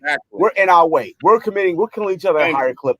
We're having a detrimental culture. We're the ones social engineering. This has nothing Who to is do with socially engineering it? No. I'm talking personal responsibility, agency, freedom, the ability to logic and reason. They're not aspects of whiteness, they're aspects of humanity. If you don't want to do that, that's on you. But I'm not going to. Then you don't understand psychological warfare. No, you're an idiot. Well, hold on, real quick. Let me hop in here real quick. Actually, I ain't gonna hop in. It's on my man, Panther Guard. Go for it, brother. You got it. Yo, what's good? Shout outs to the chat. Shout outs to the panel. Everything. It's been a while since I've been up here. How y'all doing? Anyway, my issue is pretty much this. I take the point of we as black people and black men should move as wisely and strategically as humanly possible to be as effective as we possibly can in any given situation. We should strive to control our emotions in everything that we do and try to be as wise and forward thinking as we possibly can be. I take that point and it's valid. The issue is that at the end of the day, we're not looking at the historical and psychological aspects in history and context regarding the situation. and or we're deliberately ignoring it because it's easier to have a scapegoat in the situation that's supposed to look at the whole situation holistically, right? Get him, At the end of Panther. the day, Get him. Oh my God. at the end of the day, we have to realize if we're talking about things like nothing profound. at the end of the day, if we think about talk about things like feminism and its impact in the community or among Black people, we're talking about Pookie and Ray Ray and the criminal aspects of criminal culture that's been fucking up the community, yada yada. Everything about both of those things is dependent upon the environment in which we're in. And Black men do not fully control the environment in which we're in, period. And that doesn't take away from individual responsibility in any way, shape, or form whatsoever. It's just acknowledging the facts of the situation. So people talk about Marxism, and we have to acknowledge one factor. The United States government made a deal with the communist China in the 1970s, right? A detente under Henry Kissinger and President Nixon, right? To industrialize China. Where did they first take away most of those industrialized capacity in the United States? From America? Primarily the Black neighborhoods first. Outsourcing. This is facts. This is where one of the main things that drivers of outsourcing that happened in the 70s, into the 80s, and into the 90s. And then it continued with globalization, etc. So niggas talk about communism. Niggas talk about communism and the problems of communism. Y'all talk about the free market capitalism and how we have to save free market capitalism from communism. The people that help facilitate free market capitalism are also working with communists. Facts. It's two hands of the same hoe. They use capitalism in one situation, Marxism and communism in another situation. They'll flip conservatism and Christianity to you, and then they'll talk about atheism and feminism at the same time. Two hands of the same hoe. We're not looking at this holistically and with historical and context and strategic context. We need to look at it as a group of men at war with another group of men. And the other group on the other side is trying to use whatever tools necessary to give themselves an advantage at any given time. They don't care about ideology. It's about whatever helps them at any given time. When they're poor, they'll give themselves benefits to the government. Hey, listen, fantastic. I got 50 for the other niggas to shut up and let Panther finish. I got 50 if you can shut them up and let Panther finish. So in my opinion, we should look at it in that context in a similar way, because it's about whatever puts us in the best strategic position, period, at any given time, so long as it gives us the advantage. That's how we ought to be thinking, or closer to how we should think it, as well as keeping our strong principles and ethics and morality about how we move, period. You feel me? Exactly. Yeah. Okay, can I chime in? That's all for now. Hey, salute, Panther. You still my nigga, Panther. That's why I'm fucking with you. Salute, bro. Hold on, let me read the super chats, brother. Matt Blaylock for the 5 again. Thank you, brother. Strength is built, is not inherent. So if you choose not to build strength, then you choose to be victimized. Exactly. Thank you. Free Madman for the 499. Thank you, brother. You can't fight a war on two fronts. You got to get your own house in order, first and foremost. All right, cool. So Panther guy, you brought up something that was very, very interesting, brother. And it's kind of funny, but are you saying, it sounds like you're saying by any means necessary and pretty much adjust to whatever it takes to advance as a race and a people, correct? To get power, correct? Well, in alignment with the highest principles that we have capacity to understand. So perfect. Well, I'm not amoral. I'm not totally amoral or on that level. I think ethics and morality is the highest level of strategy for the collective. That's the problem. That's where you're gonna always come short, because again, how can you expect people to get, especially Black people who've proven we can't do it, over I disagrry. I disagree as well. That's their frame. That's how they control how we think. I'll let y'all rock, man. Let me, what I mean? I didn't interrupt. Right, you got it. I purposely didn't interrupt you. I let you get everything out. Okay. So again, Black people have proven this over a 400 period time here being in this country, especially since integration, that we are unwilling and incapable of working together for the greater good of each other. Okay. So when you talk about getting together on ethical and moral commonality, that's extremely, extremely difficult to do for people that's proven they can't do it on something as simple as, hey, there's an issue and a problem when Black people kill each other at a 90% rate. Oh, this Black on Black crime. That's coon shit. Don't talk about that. Don't say it. Don't say it, brother. You can't have it both ways. All right. Secondly, when it comes to that's what you're attempting to do. Secondly, again, as far as the white folks running this and that, and two sides of the same coin, I'm with you there. Okay, but this would be my ultimate question to you. Show me where Marxism and communism regardless of the origin of it or the byproducts and all this other shit, is going to help African American people in this country today. Go. Well, one, I didn't say I'm not all. You're looking at it from a dichotomous thing where it's one or the other exclusively. No. I'm not looking at it dichotomous. I'm looking at it exactly the way you explained from it. You're looking at it from a. Well, are most black people poor? Are the same whole. Wait. Are most black people poor? If I'm wrong, wait. Let me make sure I'm breaking this down properly. And if I'm wrong, then correct me. But from your explanation of it, you're breaking this down from two parts of the same whole. That's what you're talking about. Two coins, of two sides of the same coin, which means there's two parts that make up one whole thing, right? That's what you're saying. Mm-hmm. So what I'm saying to you then is this: if that's a part of the whole, that means you could always turn to and just say, fuck it. We're not going to ever fuck with the other side ever again. We're just going to totally focus on and try this one side. That's what I'm bringing up. So I'm going to ask you again. At one point in time, even though we have the free market capitalism and we have the Marxism and communism, at one point in time, does Marxism and communism become the answer for black people to progress and achieve power? Go. When most of us are poor, strategy, political or economic ideology that helps facilitate resources to the poor will help people that are mainly located in poverty, disproportionately. If most black people are poor, get it? You follow me? Lie. If high proportion of black people are poor. That's a lie. Well, okay, how about this? The resources that we got in the 60s and 70s, there were social programs in the 60s and 70s that did help black people in the 70s. Most of them were stopped by the time the 80s came in. Middle class. That's not nothing to do with what I said. I'm saying I'll tell you historical facts. In the 70s. Oh my God. What's that? Just let me know when I can go, fantastic. All right, let me finish my point. In the 60s and 70s, there were a number of social programs, obviously affirmative action, et cetera, that were government handouts, et cetera, that were given to black people, disproportionately black people in that time period, and that did help a lot of people get out of poverty into the middle class.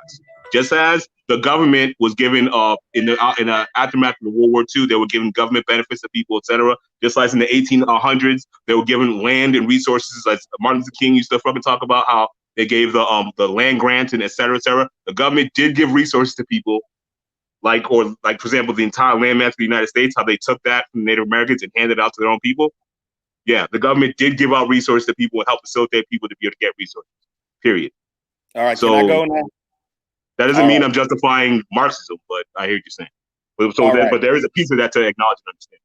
All right, so I would like to address this gentleman, please. A lot of these black men are looking for emotional fulfillment in screaming about racism. That's what you're doing. No one is denying our history in this country, the nefarious steps that J. Edgar Hoover and other elements in the government took to put us in a difficult position to damage our families. This is well documented. Why do you want to sit in the past pontificating and bathing in what happened to us in the past? Because it's still happening. Let me finish. Some of us aren't submissive, unlike you. Let me finish, please. I've waited. Let me finish, please. Like I said, many of the leftists, the communists, the hoteps, you derive emotional fulfillment from talking about these things. Just like the gentleman was cheerleading for Panther God when he was talking.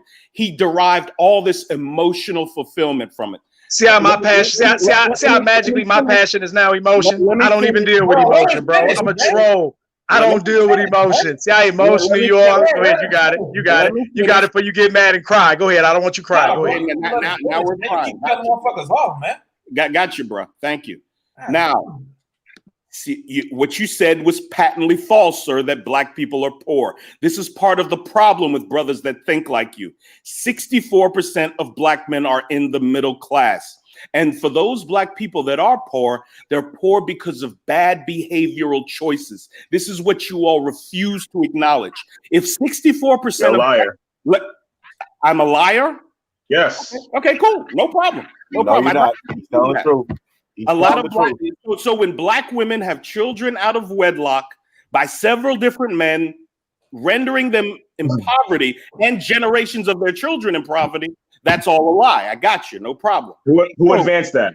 Who advanced that to the black woman? Who advanced that to the black woman? Brother, it's the women. Black women are. It does matter, actually. It does matter. Why are you The CIA advanced that culture to the black woman.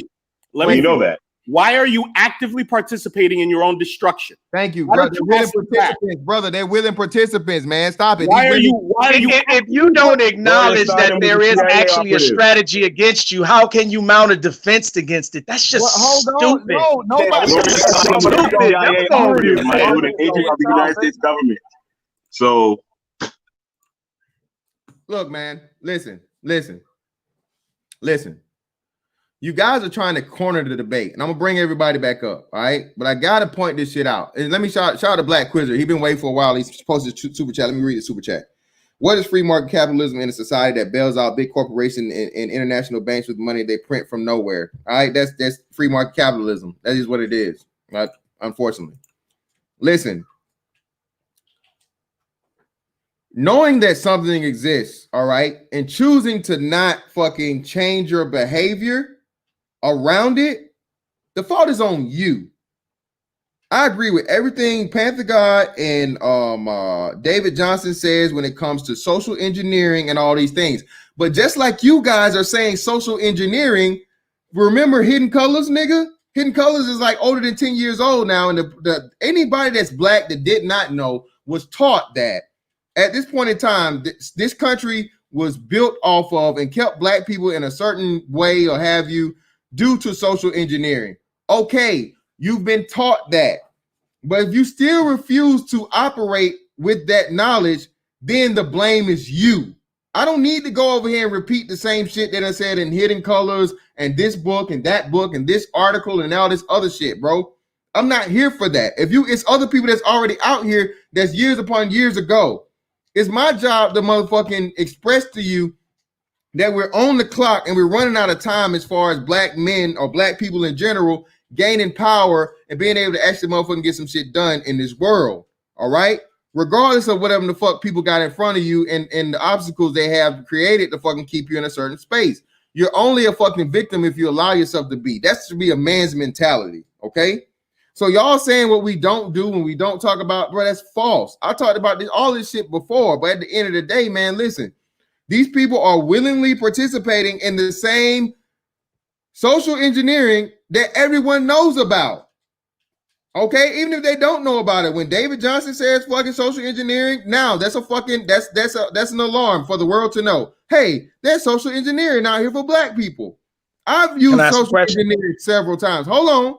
I've used the word social engineering on my fucking platform. I don't know how many times.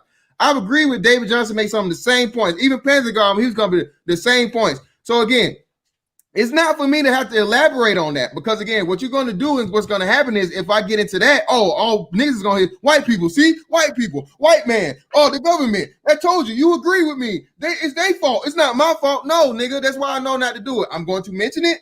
I'm going to let you go do your own research on it or go see somebody else explain it to you. Hopefully not in a fucked up ass, it's all white supremacy's fault way. And you teach yourself. It's not my job to teach you that. It's my job to teach you that regardless of whatever the fuck you got going on, especially if you're a black man, you should be working on a way to get power, produce, and say fuck everything else. You should be ignoring it. Let me read this. Hold on. Let me read the super chat. You got it. Shout my man Blaylock again. Thank you, brother. Another 5, man. Thank you. LOL. Who advanced it was socialist policies, which obviously didn't help the poor. Exactly, man. But go ahead, David. All right, let me ask you this, Mr. Fantastic, right quick. I'll give it right up.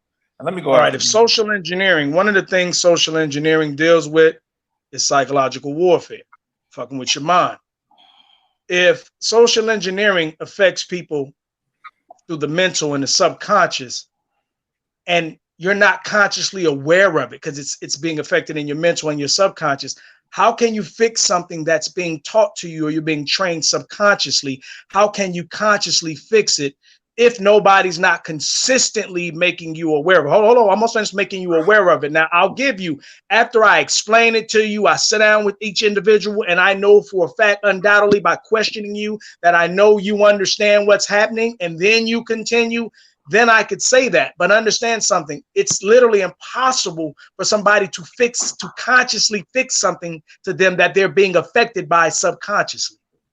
Go ahead, you got it. Can I go?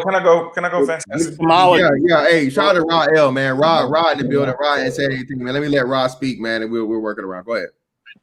You know, this is why this is continuous a circle jerk type argument, because the reality of the situation is Black people don't want solutions. Thank you. No, they don't want them.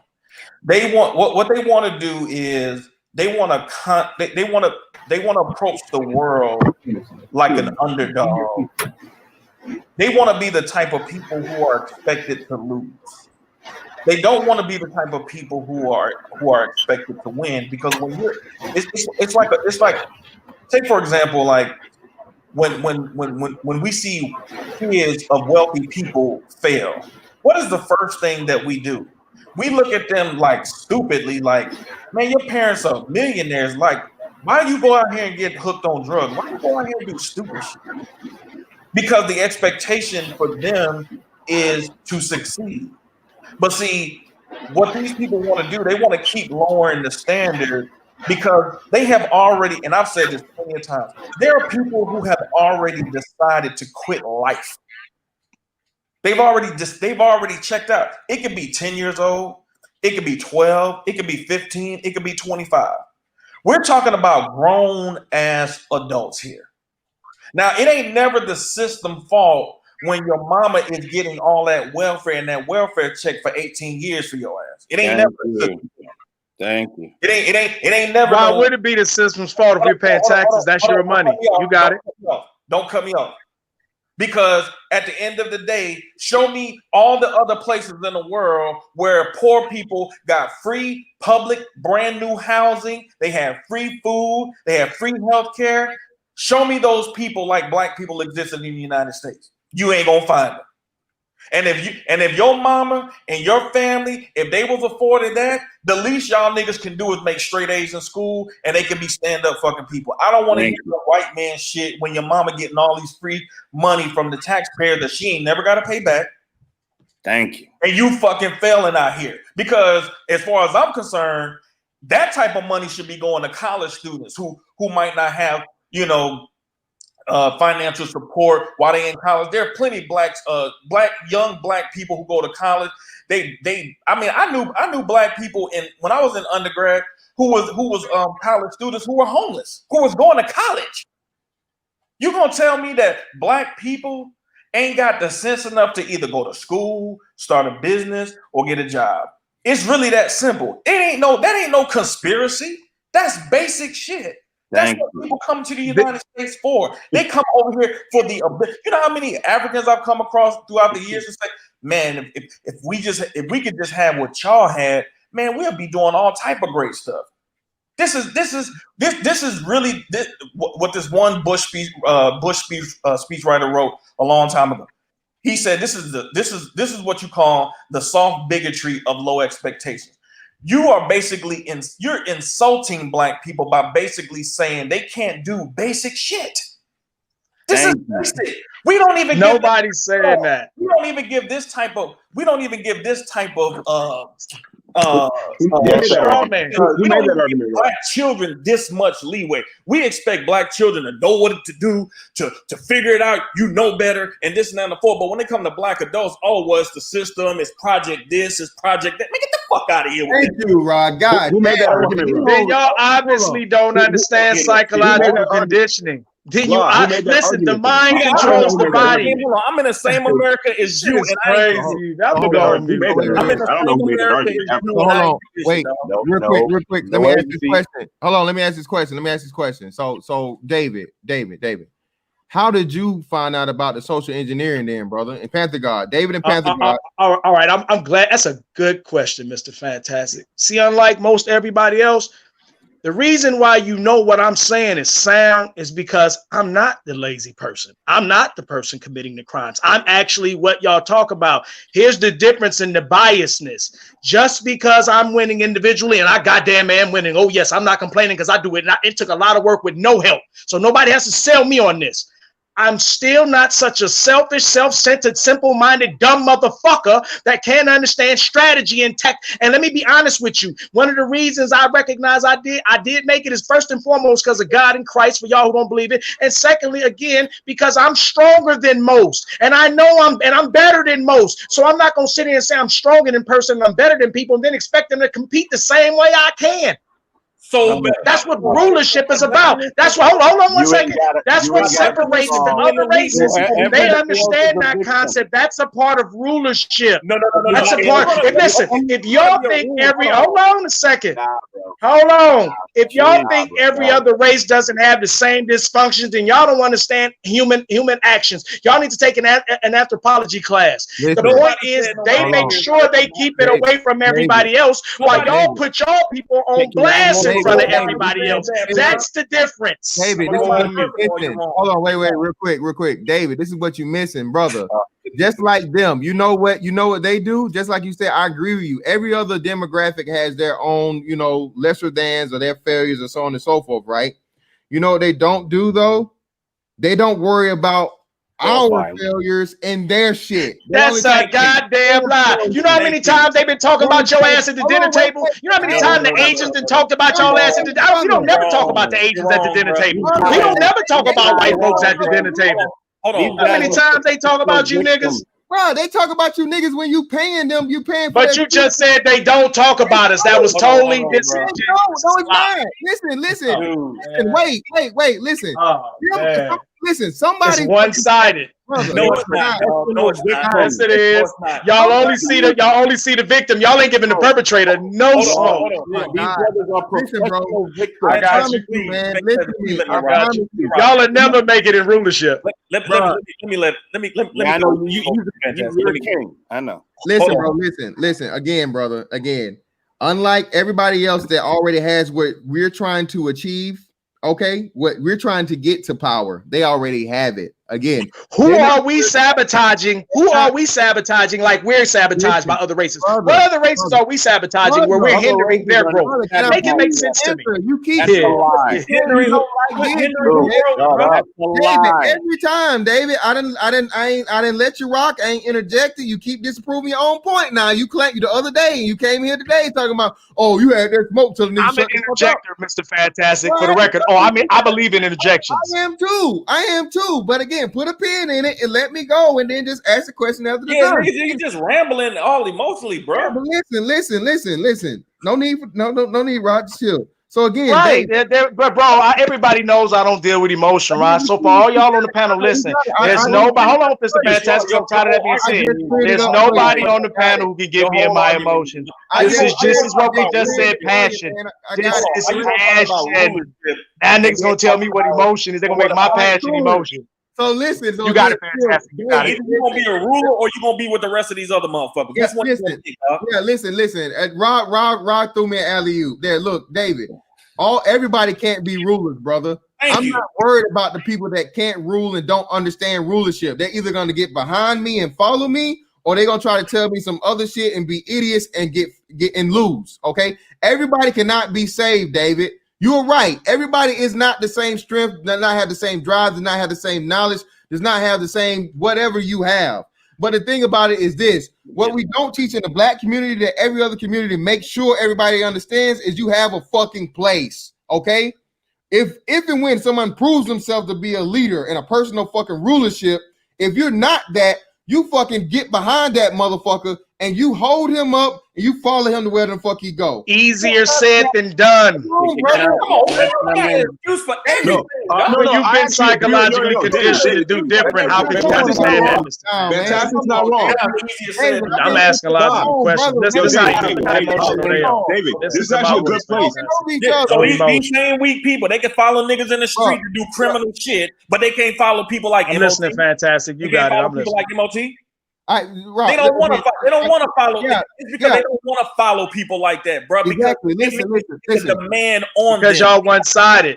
There's no balance in one side, bro. Balance is two-sided. God says He detests unfair scales. That means you're not. Let me do this again. Hold on.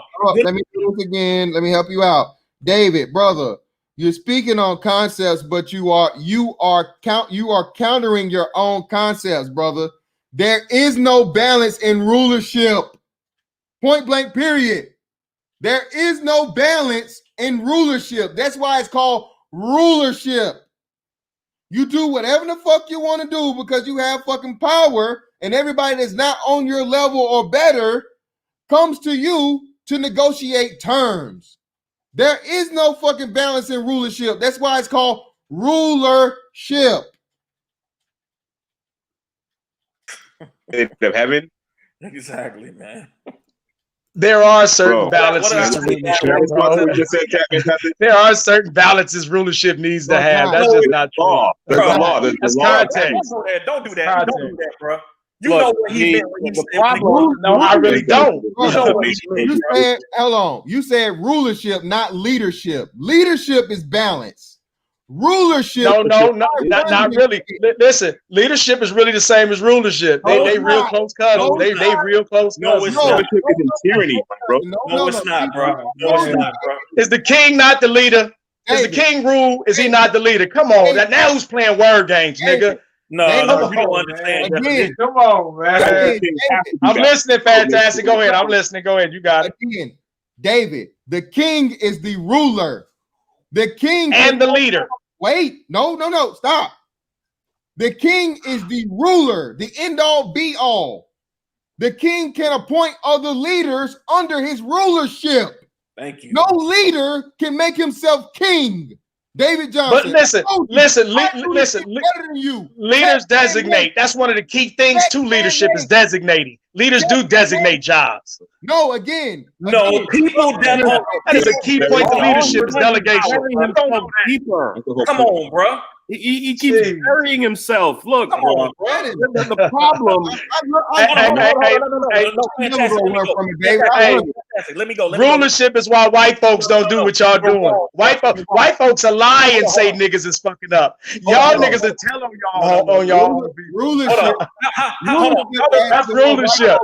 Politics is about advantageous, not right or wrong. Politics is about what's advantageous and what's to your disadvantage. That's all politics is. How does a king get power? He's just one man. How does he get power? Through a lot of ways. No, it ain't a lot of ways. An army, support, politics, a lot of different ways. Is balance. Hold on. A king's power. Hold on. A king's power is delegated authority that's given to him by a body of people. There is a body of people that's saying you should be the one that has supreme control. The standard is balance, though. That's how it works. Exactly. It's still balanced. Listen, anywhere there's imbalance is disorder. That's why the statement is stupid. Anywhere there's imbalance, there's disorder. Show me anything that works imbalanced. Show me anything that works imbalanced. No. I'm gonna jam y'all up on the same shit. Show me something that works imbalanced. If rulership is not about balance, show me how anything works imbalanced. We have seen plenty of. That's what I thought. That's what I thought. Niggas gonna dance now. It's not dancing. Hold on. It's not dancing. Hold on. There have been plenty of kings who have been put in power who were tyrants. Nevertheless, they were still delegated that authority. Genghis Khan. Yeah, and they were allowed to be removed because they were out of order with balance. Nobody said balance. Nobody said balance meant good. We're under a tyrant right now. The government creates balance. You need to remove it. Bro, listen, if I'm talking, if y'all please be quiet, man. Come on, I'll let y'all rock. I'm really trying to have the conversation, but come on, man. It's come on, bro. Come on, keep throwing bullshit in the fucking conversation, bro. Hold, chill. Let's listen. If I'm trying to say something, man, just let me get my shit off. I promise I'll get back to you. I gave it back to you every time, man. Listen, the way y'all are saying this, man, about the imbalance thing, now you undo your whole argument that Panther God set up earlier about fucking communism and Marxism, because communism and Marxism is what? A fucking dictatorship, okay? Where the one man runs the shit. And I can show you time after time after time. Hold on. The only way that a fucking dictator is removed is if he's fucking killed or he dies off. Fidel Castro, anyone. Stalin, anyone. Who removed those people? Nobody. They had to die out.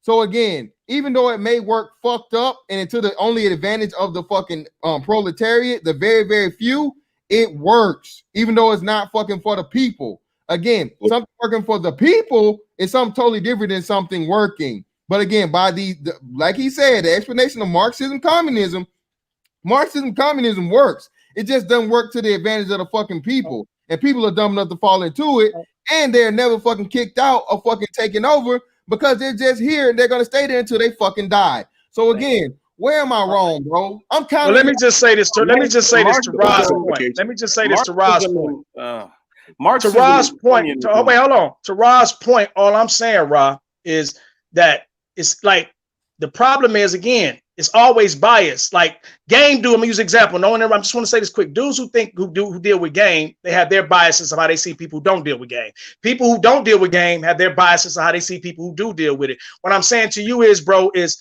most of us here, we're smarter than the average. I would say we're years ahead of the average, regular person out there. So with that being understood, and the reason I understand that is because I understand how psychological conditioning works. Some people snap out faster. Some people snap out slower. Some people never snap out. But the point I'm making is, but to totally not tell people that they've been conditioned, you leave them nowhere to grow. So what you tell a person when you tell them it's just you fucked up, they go, well, damn, if ain't nobody fuck, it's psychological because you fucking with my head. You don't even know. Damn, if ain't nobody fucking with me, then I'm fucked up in the head and I'm crazy and I'm fucked up. So I might as well just be fucked up because I can't fix myself. When you don't tell me that I've been under a type of genjutsu, for my Naruto watchers, I'm under some type of genjutsu. If you don't tell me that, I'm over here thinking I'm just fucked up. I don't know I'm getting assistance. And then that makes it disingenuous because then if I know that there's people out there trying to stop me, now I know where to watch, who to look for, what to watch out for.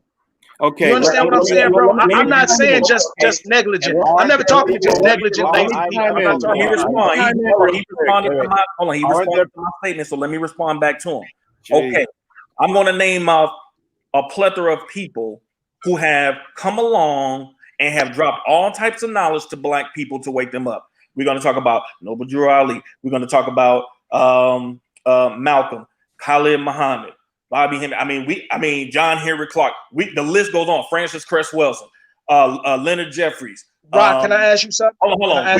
You gotta let me go next, gentlemen. Okay. Come on. I just want to ask you something, Nate, and I give it right to you. Go ahead, Rock. I want to finish my point. We have all these people who have come along because black people ain't never been here without somebody that's tried to wake them up. But at the end of the day, do these people want to wake up? No. It's shown in their actions. They have already. Let me ask you one quick question. All the messengers, all the people that have died for them, they ain't getting no more of that shit. It's easy. Right. Let me ask you a quick question. Let me just ask you a quick question. I get right back. Niggas who ain't gonna damn listen to you. All right, let me just ask him a quick question. So, Rob, listen, Rob, right quick. Speak. Let me speak. Okay, wait, hold on. No, sir. Let me speak. Wait. Hold on a second. Nate, I just want to ask you something. Rob, David. Wait, let me hold on. I'm gonna just ask Rob. Let me just ask you something right quick. I'll give it right back. Speak, please. But it's relevant to what Roger said. That's why I don't want to wait. Then we're gonna go around. I gotta get it off and get it today. David, brother, David, put a pin in it, brother. Just put a pin in it and let the other man get off. He ain't saying. I mean, because there's more people talking. There's more people talking against what I'm talking. So I need to have more time because there's more people talking against what I'm talking. All I'm saying makes sense, bro. David, just put a pin in the shit, nigga. Address the point. What you talking about? It's relevant. It's your turn. Address it. But you miss points when it's relevant. But you got to go ahead. No, I got a very good memory. I refresh niggas if they need to be. All you got to do is keep the point. Say what it is. I'm following everything that's being said by everybody, and I promise you, we'll get back to it. Little Big Nate, it's on you. Go. All right. I want y'all to peep this and listen carefully to what I'm going to say. Marxism and communism and socialism is the promise of balance, is the promise of equality. No man, no woman having more than the other. All this talk about balance is detrimental and dangerous to us. You cannot structure a functioning society on balance.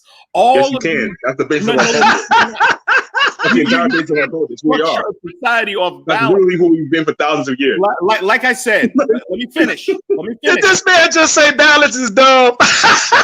Do you see what we have to deal with? Do you see this? Yeah. Like I said, they're inaccurate, bro. Socialism, communism, and Marxism is the promise of balance and equality. You cannot structure a society that way.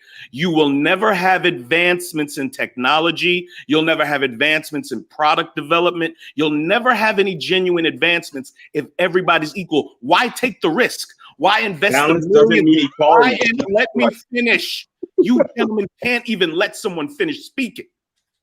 You won't have the advancements in all these aspects of your society if everything is balanced. People have to take risks. The risks give you tremendous upside on the reward side of things. That's the only reason men take risks, is the promise of reward. If everything is equal and balanced, like the socialists and Marxists and communists want, you will have a society where everybody gets their equal portion of gruel in their government-issued cup, and you can eat it with your government-issued spoon. What you're talking is nonsense. Nonsense. Okay, let me That's not respond. what Let me anyone respond, said, Rob. so- I mean, He let me doesn't even know what respond to anyone Rob. said. He responded to something no one said.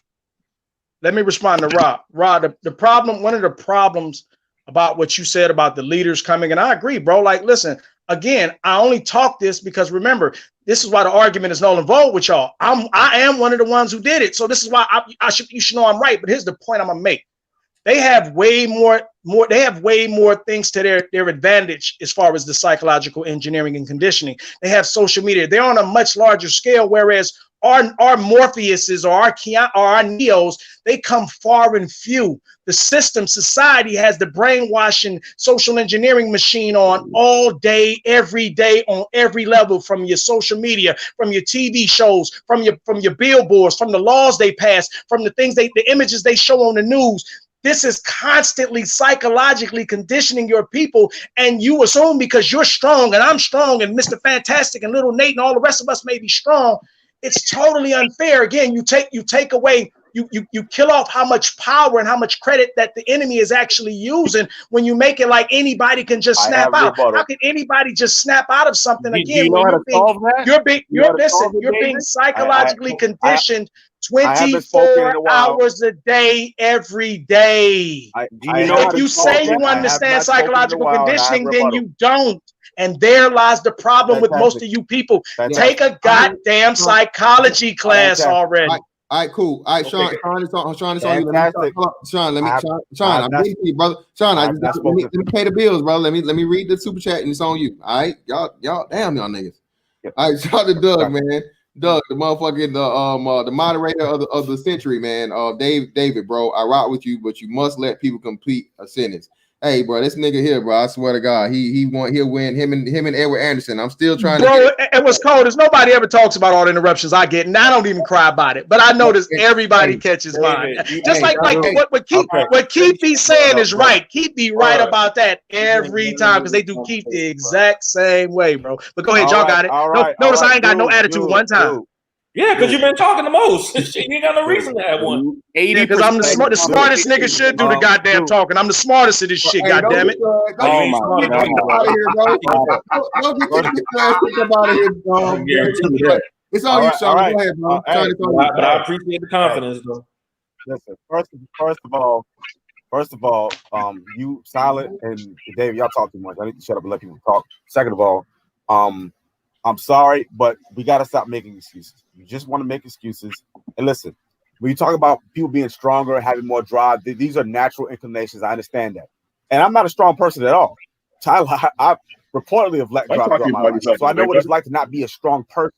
But listen, to do basic stuff, like being on time, going to work, you don't have to be a Super Saiyan to do these things. What are you talking about? Turn the TV off. You can do all these things in your house. If you don't want your kids being brainwashed, turn the TV off. Don't allow them to have phones. Don't allow them to access social media. These are all things that we, going about agency, we can do these things. You do not have to fall for the programming. We have been aware that Black people have been programmed, whatever you want to call it, social engineering. We've been aware of this for decades. Okay, it's time to stop making excuses. Do the things you need to do so you ensure that your children aren't brainwashed. You feel like they're being brainwashed? Don't let them watch the TV. Don't let them go on social media. Don't let them tweet. Make them read books. There are these things that my father and my grandmother taught him. All right, we're not super smart, super geniuses. We're not super powerful gods. We're regular people. These are things that people don't want to do. Okay, like the same thing. We going back to the compliance. When you comply, oh, it's an issue. When a nigga on the street tell you to comply, oh, I know how to comply then, and I'll let it out there. Black people know what they need to do. They don't want to do it. Stop making excuses, bro. Everybody's psychological damage is not the same, bro. Brother David, hold on. Not done. All right. Not finished. Not saying that there's not a historical aspect to what has been done to black folks. We have undeniably been repressed. We've been oppressed. I get it. But we know enough in 2020 to know what to do. We know what the groundwork is to be successful. Okay? And got a lot of Asian people who came from repressive states, came from communist states. What do? They teach children, you can go to school. You're gonna focus on your grades. You're successful. You're not gonna be out here in the streets all night. You're not gonna be shooting guns and selling drugs. We know enough about history as black people to know what pitfalls not. Unfortunately, black people don't want to hear it because whenever people like me say anything about it, you're cool. And that's why black people aren't advancing. Stop making excuses. I'm not gonna let you keep making excuses. Okay? My father taught me these things growing up my entire life. We were never rich. We weren't these great people. None of that. He told me, go to school, value your education. Don't be out here in these streets. Follow laws. Be a law-abiding citizen. These are basic stuff. The fact that black people can't do basic stuff is very telling. Stop making excuses. I'm not gonna let you make excuses. I'm tired of it. And that's why it's coincidental that most of you dudes who push back on black people don't have any content talking about the other side of the quarter. Is that coincidental? Yo, David, let me get in there. Hold on. Talking about the other side, really? Hold on. No. First of all, I was pro-black for 6 years. That's all I ever did. See, I don't be knowing what people's whole life history is. I was on that pro-black shit for 6 years, bro. And then you know why I got off? Because I saw niggas fucking other dudes' wives that they claimed was their brothers. DJ Kid got me off that shit. Hold on. Fucking dudes bro. Behind dudes' backs and shit.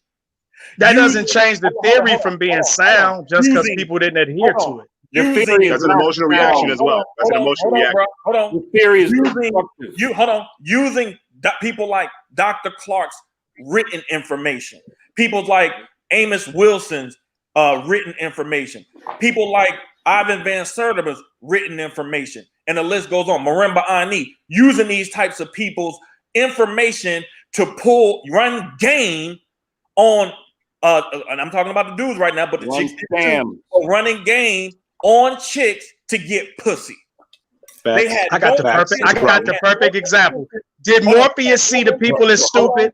Did Morpheus see the people as stupid? David, brother. They had no intentions on building any black community, no black business, no black bank, no black hospitals, no black colleges and universities, real estate companies. They had no intentions of doing any of that. They use knowledge to get pussy, dog. So don't tell me I ain't been there. I saw it and I walked away from it because I realized that being pro-black, it was not going to get me anywhere. All right. Okay. Did Morpheus think the people were stupid? I got money to talk about. Hush, nigga, hush. Thank you. Shout out to my man, the Gold Eagle 99 for the $20, man. Thank you. You overcome psychological warfare and social engineering by deprogramming, not with professional victimhood and blaming. Shout out to my man, Black Quizzer. Thank you, brother, for being on the panel, man, taking the time out your day to have a great conversation with us. And thank you for your donation, $20. Blackness and black culture are a construct. The U.S. created a culture for blacks to facilitate an economic purpose. Culture is the ideas people use to survive. This is how we differ from other groups. People who make it out are rare. This is the point that we're making. That's not true. This is the point that we're making. Yeah, that's not true. You can engineer it a particular way. You have to de-engineer it. Hold on, brother. That's not true, though. Let me finish. Hold on, wait. The Golden Eagle again, man. The Golden Eagle with another $20 holler. Thank you, brother. It's dysfunction. Call it what it is. You can use the social engineering excuse in the court. You made a bad decision, so deal with it. Exactly. And those courts are protecting pedophiles and child rapists. Niggas. Let me rock. If I want to say something, please let me say something. I'm gonna let y'all know. I ain't interrupting nobody. And if I could go next to prove my point to fucking David Johnson, again, nigga, I'm really good at remembering what you said. I love the fucking Matrix reference you gave, brother, about Neo being the one and not that many of us. So you know what that means, man? You have an unrealistic, you have a very good understanding of the principle, but you have very, very poor understanding of the execution because you're already defeating your own argument.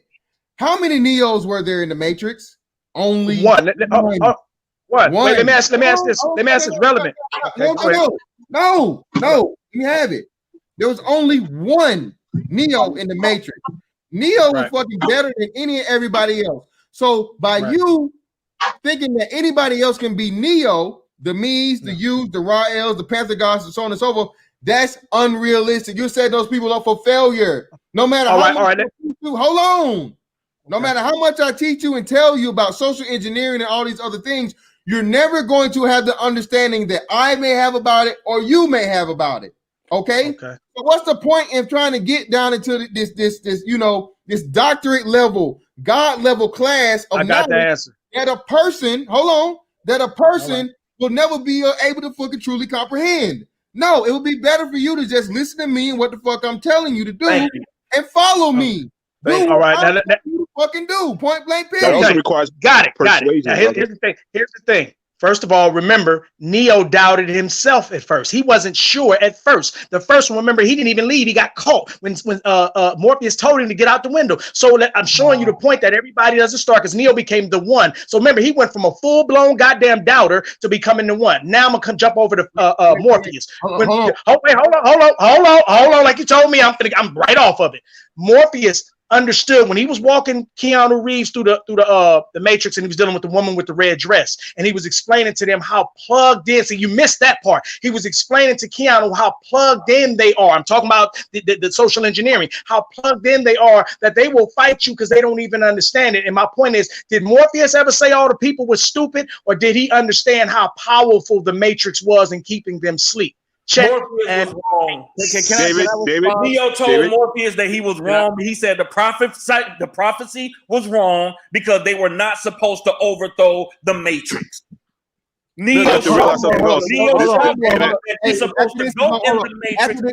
After this is on Pentagon. The Matrix, so you could better interface inside it. You were never supposed to destroy it. Y'all niggas can sit here with all these fantasies all day long with no weapons. You ain't destroying shit.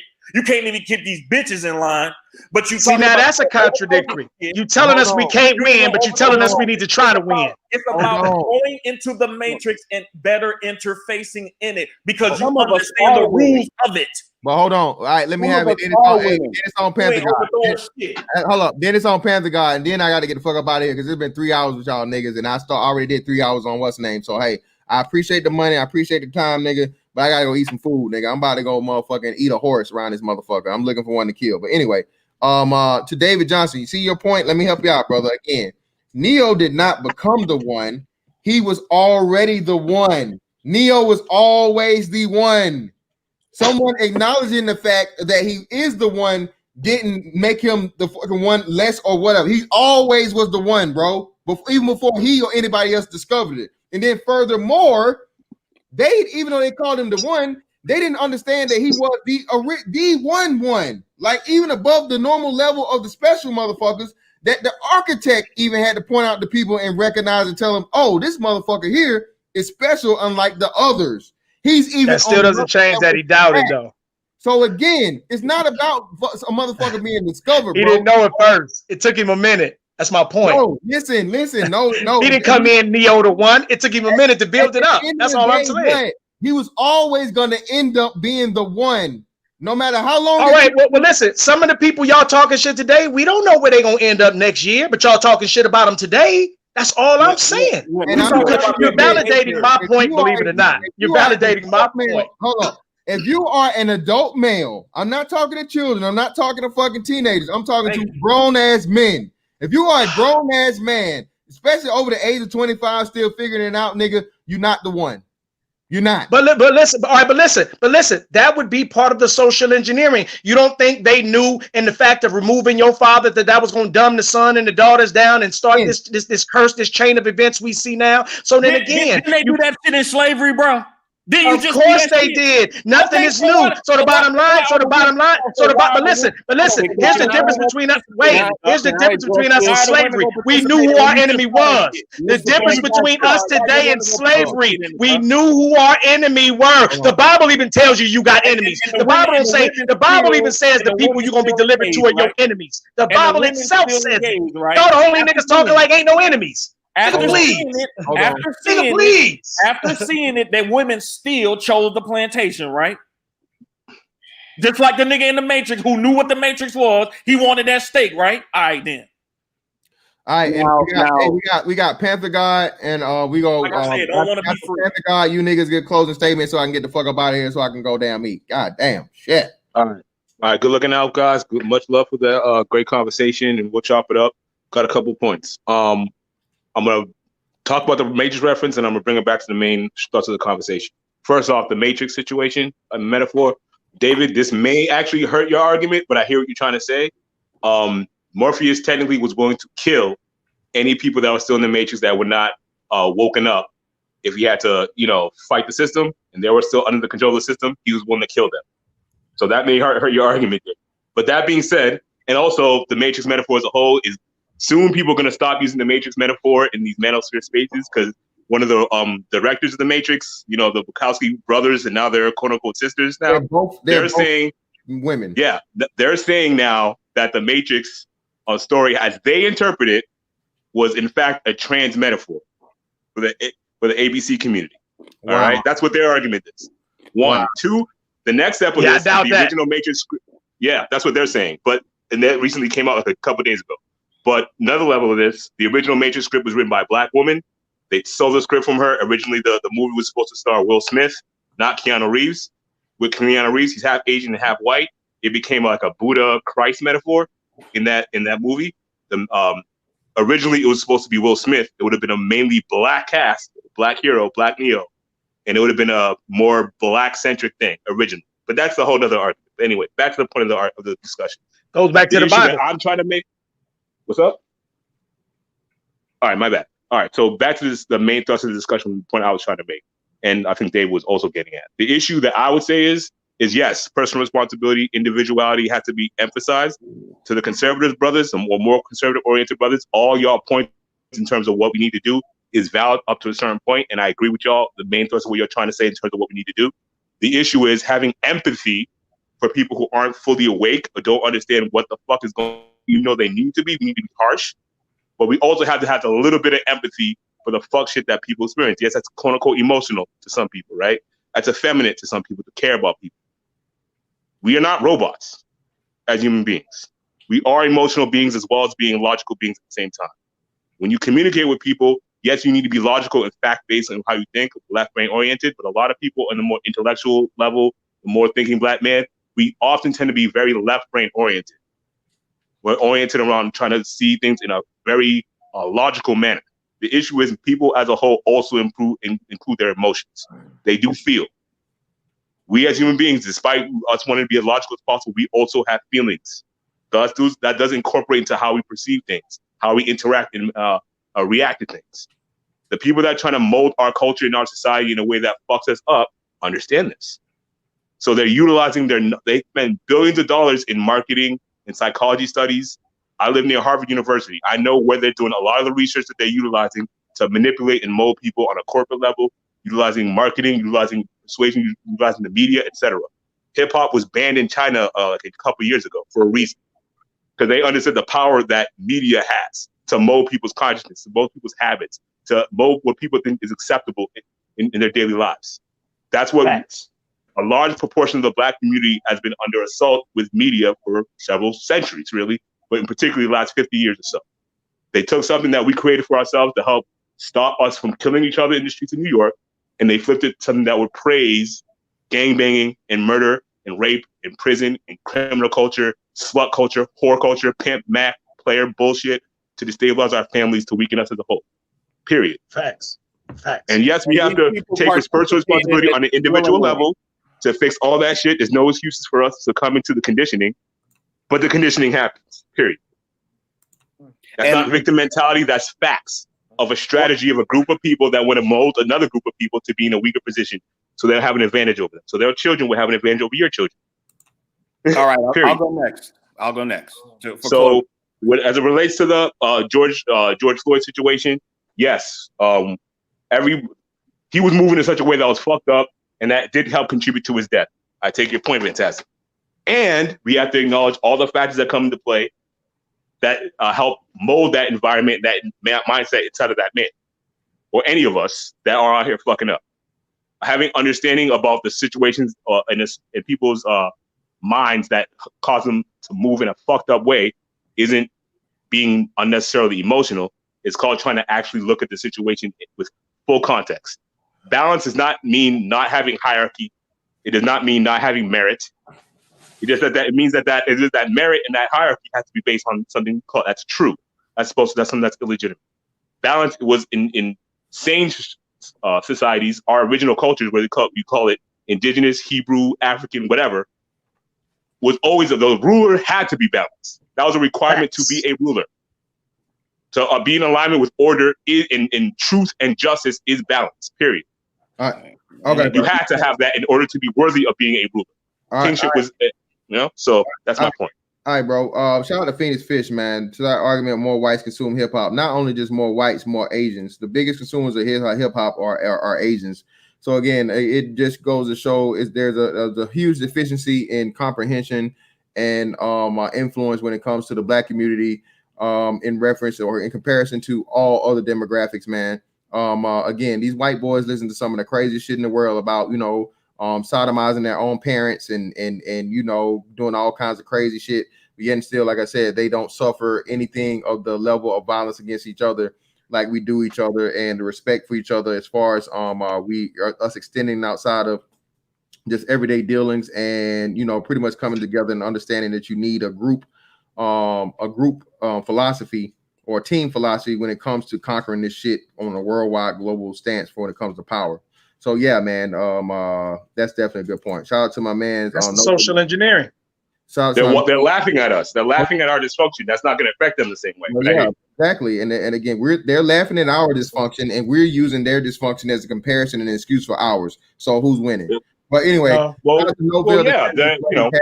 $5. That's not what I'm doing. I'm not doing that. That it is what you are doing, but cool. Exactly. I'm actually saying there's a competitor that if I don't acknowledge, I can't mount a defense again. I'm not sitting here saying, I beat his ass every day, but I'm smart enough to know everybody's not strong as me. Everybody's not smart as me. I don't have to acknowledge somebody that's not a true threat to me, man, unless it's just out of fucking novelty or out of fun. How could the hierarchy take his orders every day, my brother, not be a threat to you when they want to keep you at the bottom? That's their goal, so they can stay ruling. How is that not a threat to you? The dominant class, whoever the dominant class that runs this goddamn place, fill in the name, put your own whatever name you want to put in the blank, whoever that is. Are there Black people a part of that dominant class? Maybe so. Okay, then. So it ain't what you say. But that doesn't change the fact. Listen, that doesn't change the fact of the psychological and conditioning done to us. Everybody's not psychologically conditioned the same way. White folks didn't get syphilis tested on them. Stop acting like it's the same. Man, what are you talking about? Is more poor white people in America than Black? It's just disingenuous. I'm gonna go on mute though. It's more poor Black people, more poor white people in America than Black. And that let me piggyback on that to give my closing statement. The fact Black people are poor is a lie. We make $1.2 trillion every year. That's a lie. 64% of Black men are in the middle class. We are not even considering the upper middle class and the wealthy. It's conceivable that 70 to 75% of Black men are doing extremely well in this country. It doesn't fit your professional victim narrative, okay? There are the majority of Black people in this country who adhere to certain principles and have guidelines that undergird their life are doing well in this country. You talk about man versus man, the white man's trying to. Most white people are trying to figure out how to feed their children, keep their sons off methamphetamines, keep their daughters off the fucking pole. Stop with this nonsense. Yeah, they're such great people, right? They're such great people. We got it. They're great people. We get you. You can't stop. You just can't stop. You can't let me finish. You can't. The goddamn points are too cogent and they trigger you. That's the problem. Please. They're hilarious. We are not in this horrible state of suffering, and the manosphere proves that. There are six-figure brothers, entrepreneurs. There are brothers doing extremely well all across this platform. Okay, stop buying into the idea that we are failed and we're suffering and all these people are out to get us. There are people way more melanated than us struggling to get into this country. They come here and they advance and do well. You want to talk about all the social The Bible would disagree with you. Of course you would, because you can't stop. I said the Bible, the Bible, and it's smarter than you, little big Nate. But go ahead. That's cool. And if the Bible is, I'm glad that's awesome. But you're not. That's the thing. So, like I said, the numbers don't support what you're saying.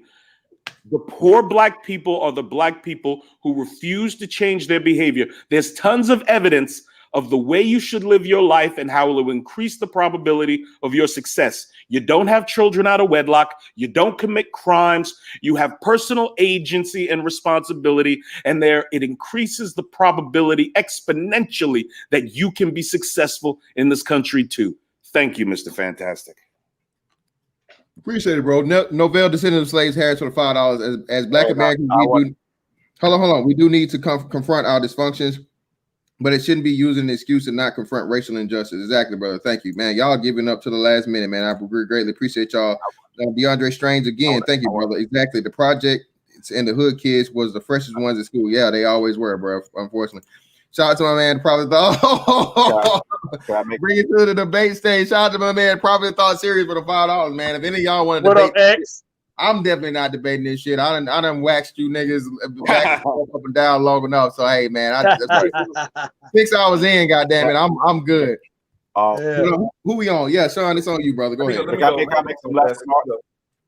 Yeah, I'm just gonna say that the propensity for black folks to make excuses is astounding. No matter what it is, no matter how many facts and figures, statistics you provide, no matter what, it's the white man's fault. And the reason why I have an issue with it is because when you look at a time when we were actually under oppression, Jim Crow, after slavery, black people were married more than white people. Black people preach education. Look, I'm living with a father who's in his 60s. He used to tell me then that his mother, she was a single mother, mind you, would always preach education and reading. This is a man who skipped. He graduated from high school at 16 years old, highly intelligent. She always preached. Had another aunt who went to an Ivy League school. They weren't in the best of situations. They weren't rich, but they preached the value of education and propriety and living correctly.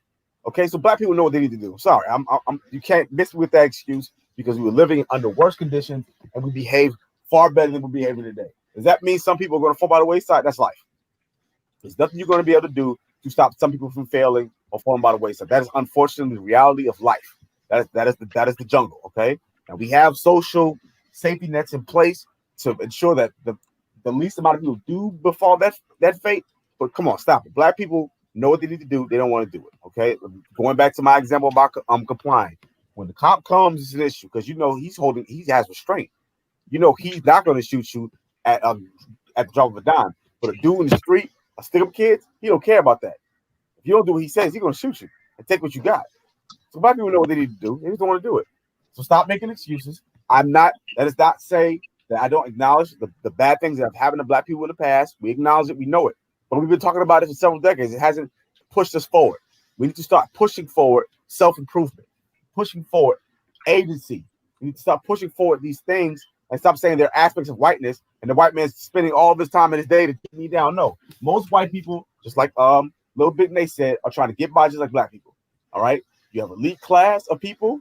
That black people in that elite class, there are white people in that elite class. So are Asians. Okay, Asians, a lot of them, they came from areas that were oppressive and tell that to a mom. What do? They preach what? Who's that? Ahmaud Arbery? Is that what you're trying to say? I'm not getting into that right now. Yeah, we're not talking about niggas. The fighting is over with, nigga. I'm not doing it. Yeah, the fighting is over with. White folks just want to live in peace, nigga. Please. I'll just say this last thing. I'll just say this last thing. My whole theme of this entire conversation is that Black people will go at any lengths to excuse dysfunction and to enable it. And as long as we keep associating with that, we never will get forward. That's all I'm gonna say. All right, my man Rael, it's on you, brother. From 1886 to 1934, there were 134 Black-owned banks that came into existence in the United States. So 23 years after chattel slavery, the worst thing that ever happened to Black people in the white man's America, people with no education were building banks. Booker T. Washington went from being on a plantation to building Tuskegee University. And he used white people's money to do it. While you got somebody like Umar Johnson, who got all these things at his advantage, the nigga can't even get a school together. And he was more educated than Booker T. Washington. But see, that's the problem. See, you got a lot of Black people out here. They got degrees, but they ain't got no common sense. They don't understand practicality. Booker T. Washington was one of those types of men who was all about the practical application of knowledge. And see, this is where Black people go wrong. Because they think the practical application of knowledge means you're weak, you're soft, and all of these other pejoratives that they want to use, you're a sellout, you're a coon, and all this other type of stuff. Let's be clear, Black people, to all the people that's listening. These people don't want you to succeed because all they tell you is how hard it is for you to succeed. So if you're constantly being taught and told by so-called Black people that love you that it's hard as hell for you to succeed, why would you go out there and start a business? What's the first thing that Black people tell you when you want to start a business? Man, you know, most businesses fail within the first 3 years. Nigga ain't never looked at a business proposal in their life. Never looked at one. Meanwhile, you had a Black girl who was on Shark Tank, started a lemonade business, and got a $12 million contract with Whole Foods to sell her lemonade in the store. But a Black girl in America can have a lemonade business, but grown-ass men can't figure it out? Please. But you want these women to submit to you just because you're a man. Just because you're a male doesn't mean you're a man. And it doesn't inspire confidence in any people to hear men constantly talking about how hard the environment is. Because if you think it was hard for you, imagine the motherfuckers who was on the plantation. Imagine those people who were freed and came off the plantation and had to make something out of nothing. This shit is disgraceful to hear grown men always, every time you show somebody that's successful, you show Robert F. Smith, well, what about everybody else? Every nigga ain't putting in the effort Robert F. Smith put in. If they did, they would be at $1 billion too. He in the same white man's America as the rest of everybody else. He did it. Chemical engineer. Went to work for Goldman Sachs. Him, Reginald Lewis's daughter, the former CEO of American Express, and somebody else I can't remember. They started a consortium to help Black boys get into STEM. You can't explain lazy people's actions because there's nothing to explain. The nigga don't put shit in, the nigga don't get shit back. It's that simple. You put zero effort in, you get zero in return. That's simple math. It's not that fucking complicated. Ben Carson went from single mother on welfare to a world-renowned neurosurgeon in the white man's America. Did he do that shit in Africa? Are they giving us money to come to Africa to go to a men's school over there? No. That's why they coming over here. And this is our shit too. Make no mistake about it. See, y'all talk about America like it ain't yours. I don't talk about America like it ain't mine. because I know my ancestors helped build this motherfucker. So I'm gonna use this shit. I'm gonna use this platform to my advantage to get what the fuck I need to build. And the reason why, and any black man that's listening to this, don't hate America because you don't run it. You don't run things because you ain't got your shit together. Get your money together. Because that's the way it works. You pull your resources together. You get together, you build cities, you build industry. That's how men get shit done. Not complain and talk about it should be equal for everybody. Man, I'm not in business to be equal with anybody. You think damn Steve Jobs got into the PC game to be equal with Hewlett Packard or fucking Dell or any of these motherfuckers? No, he wanted to be the fucking top dog. And the motherfuckers was white. And they was competing with each other like a motherfucker. Ain't no different over here with us. We showing that we're gonna be better than these sorry ass niggas that exist, so we can change the narrative, so people can't say, "Oh man, black men ain't shit." That's the whole point.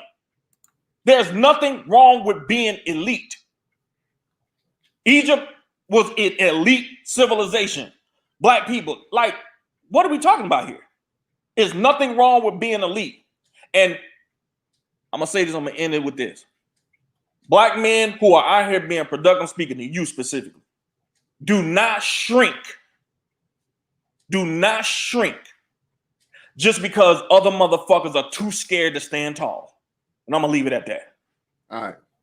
Appreciate you, man. I appreciate everybody that came through today. Shout out to Bernard Riley, man, for throwing it to me. Great time over there. Hey, I do numbers. I'm glad for everything that happened over the past week. Again, man, eventually I think you guys will understand the method to my madness.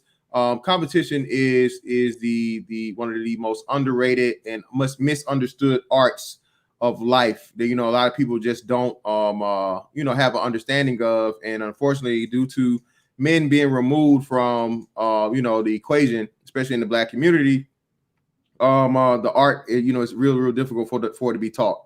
But all in all, man, I appreciate everybody coming through. The link I put in the chat, make sure y'all pull up on my man. Even if y'all just come through there, give them a like, man. Let's support the dudes that are, up and coming, that's in here, doing good things, doing great things. But my man Soul Provider Speaks over there with Trader MBD also.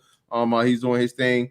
So by all means, man, at least just stop through there, drop a like on the brothers if you're not gonna come through there, pull up on them for a little minute. But support those brothers, man. And as always, bro, I greatly appreciate y'all. That's that on that one. I'm hungry as hell, goddamn it.